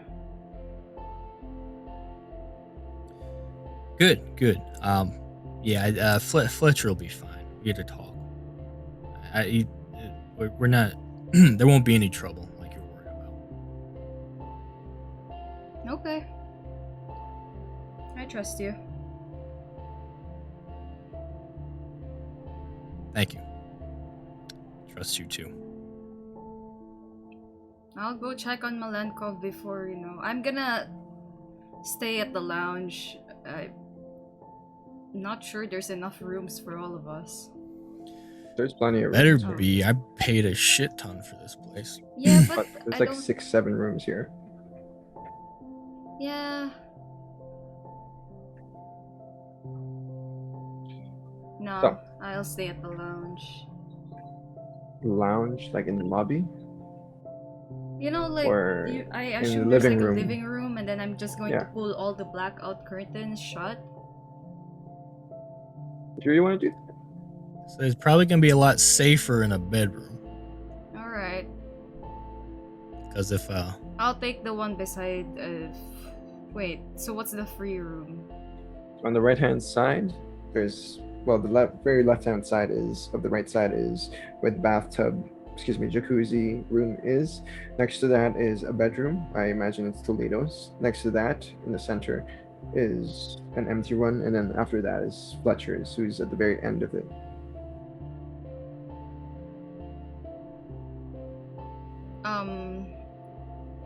So where are the guests staying? On the left hand side of the room, of the penthouse suite. Is there any free rooms there? Yeah, there's 6 rooms here, so Yeah, there's I'll 3 parallel. I'll stay. Yeah, I'll stay in one of those rooms at the left side with the Las Sombras.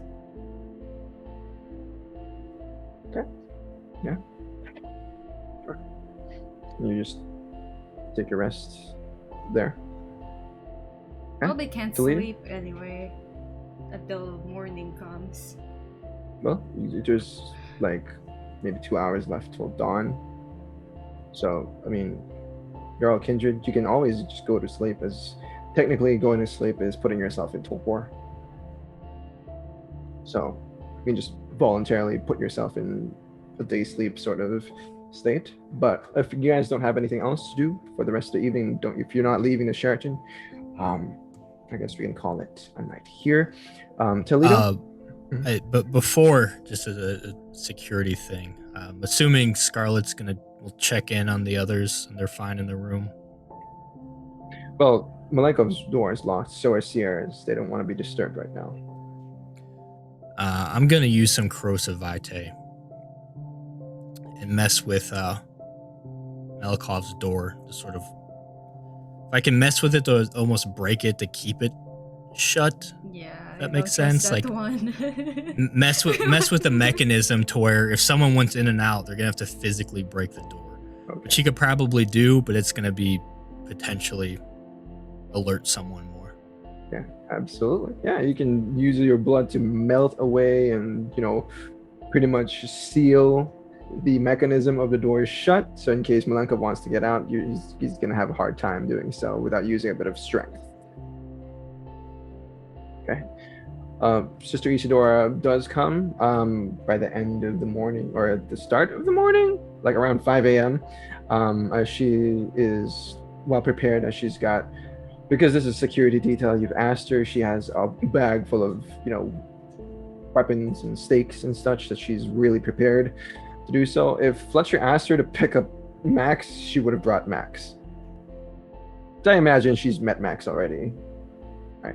And you can see them both kind of walk around place, and Max doesn't like being here. You can tell that he doesn't like the smell as he kind of shakes his head a few times as he barks. He actually barks at the bathtub area because he doesn't like the the flowery scent. He probably has sensitive smell.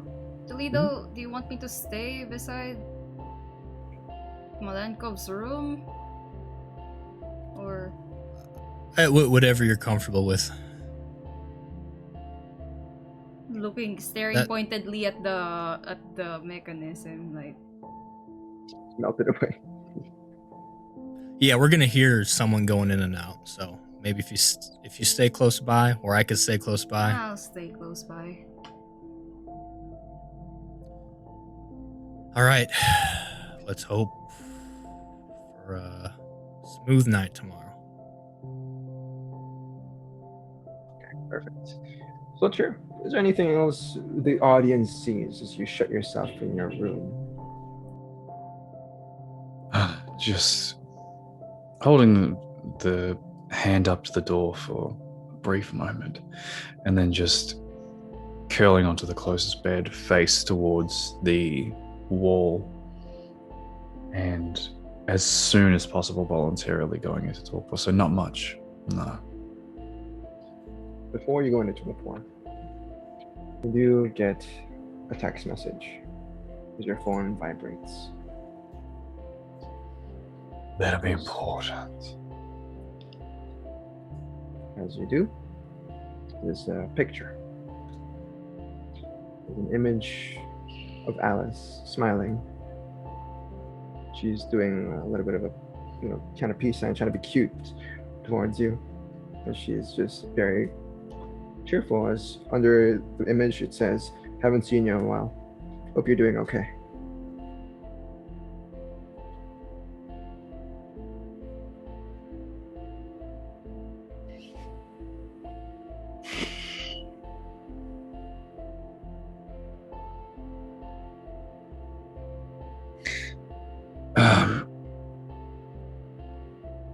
I can't deal with this right now. I'm just gonna put the phone down, but keep the set it to not like a screen not to turn off, and just put it between the wall and the bed so that I can look at it. Yeah. You see Alice's image, the spitting image. Your wife.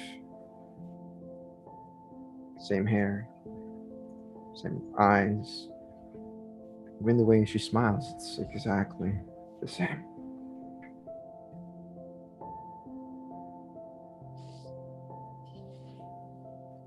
But eventually, you drift off into day slumber. And all of you, well, rest for the day. But before we get to night, I need a few rolls from Sister Isadora and Max. What's an awareness for them, please? If you guys don't mind rolling.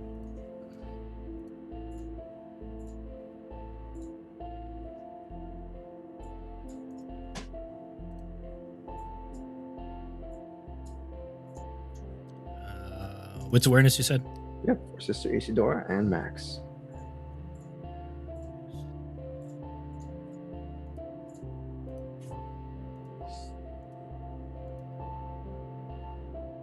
Just one for Max.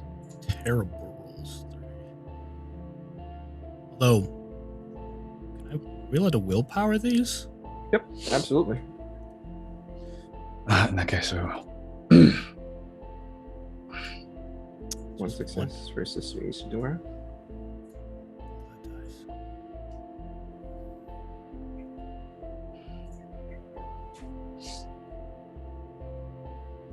So 3 in total.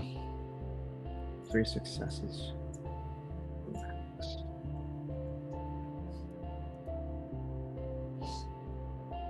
Okay, we'll keep this in mind. But as the camera swivels and turns towards Fletcher, we see him holding on to that phone, his smartphone, dearly, as the image of Alice smiling at him, wondering how he's been, is shown to us, the audience. This heartfelt moment switches out to Toledo, who is pretty much just probably very, very relaxed in his bed right now after that long jacuzzi session. Or he would he does do nightly prayers. Okay. And he would specifically, if it was just the camera just on him, see him add Rose to his rounds. Ooh. We see Toledo. Oh, go ahead if you'd like to narrate. Oh yeah, I mean basically it's a complicated ideology about souls and what happens when one dies. But you see him praying that wherever her soul has landed, most likely somewhere in this world, that it's safe. Pray for Fletcher to not find forgiveness, but to find purpose in all of this.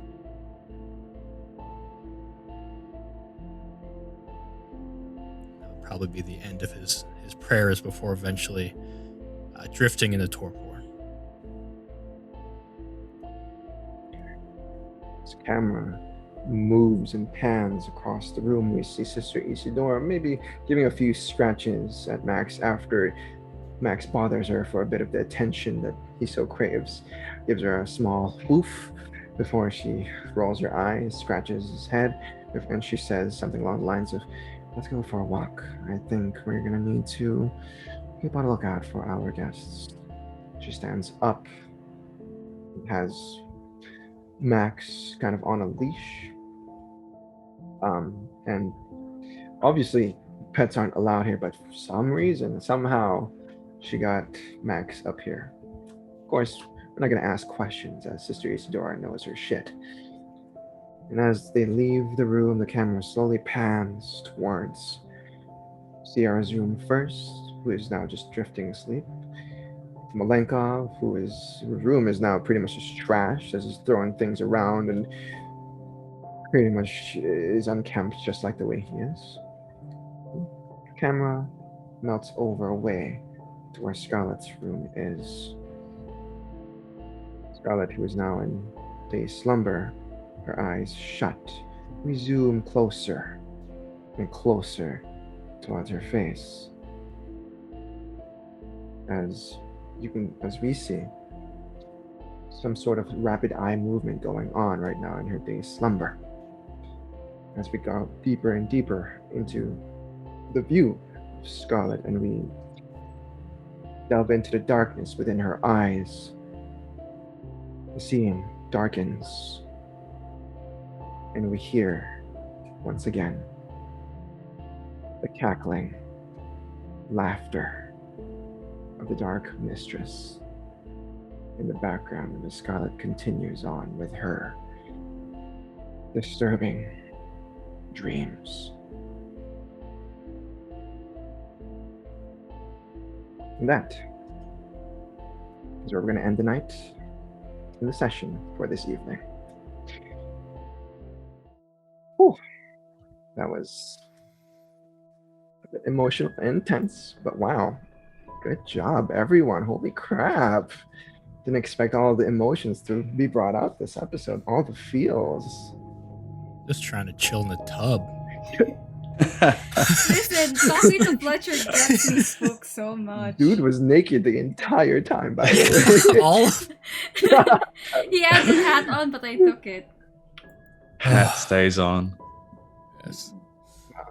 That was insane. But yeah, to all of you tuning in, thank you so much for staying with us and watching our chronicle. That was a lot to get through, and things are starting to ramp up. Things are shit's about to hit the fan, to put it bluntly. And I hope you guys catch us on the next week's episode, as it is perhaps the most important one in this arc. But yeah, once again, appreciate you guys. My name is Lou. I'm your storyteller for this chronicle. You can find me on Twitter at CrescentsVTM and on Twitch as Lou is Sleepy. Let's go around the table, starting with Toledo this time.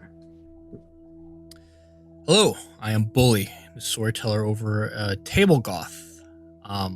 Check out our YouTube. We do vampire tutorials. Our vampire campaigns are there, as well as some other games.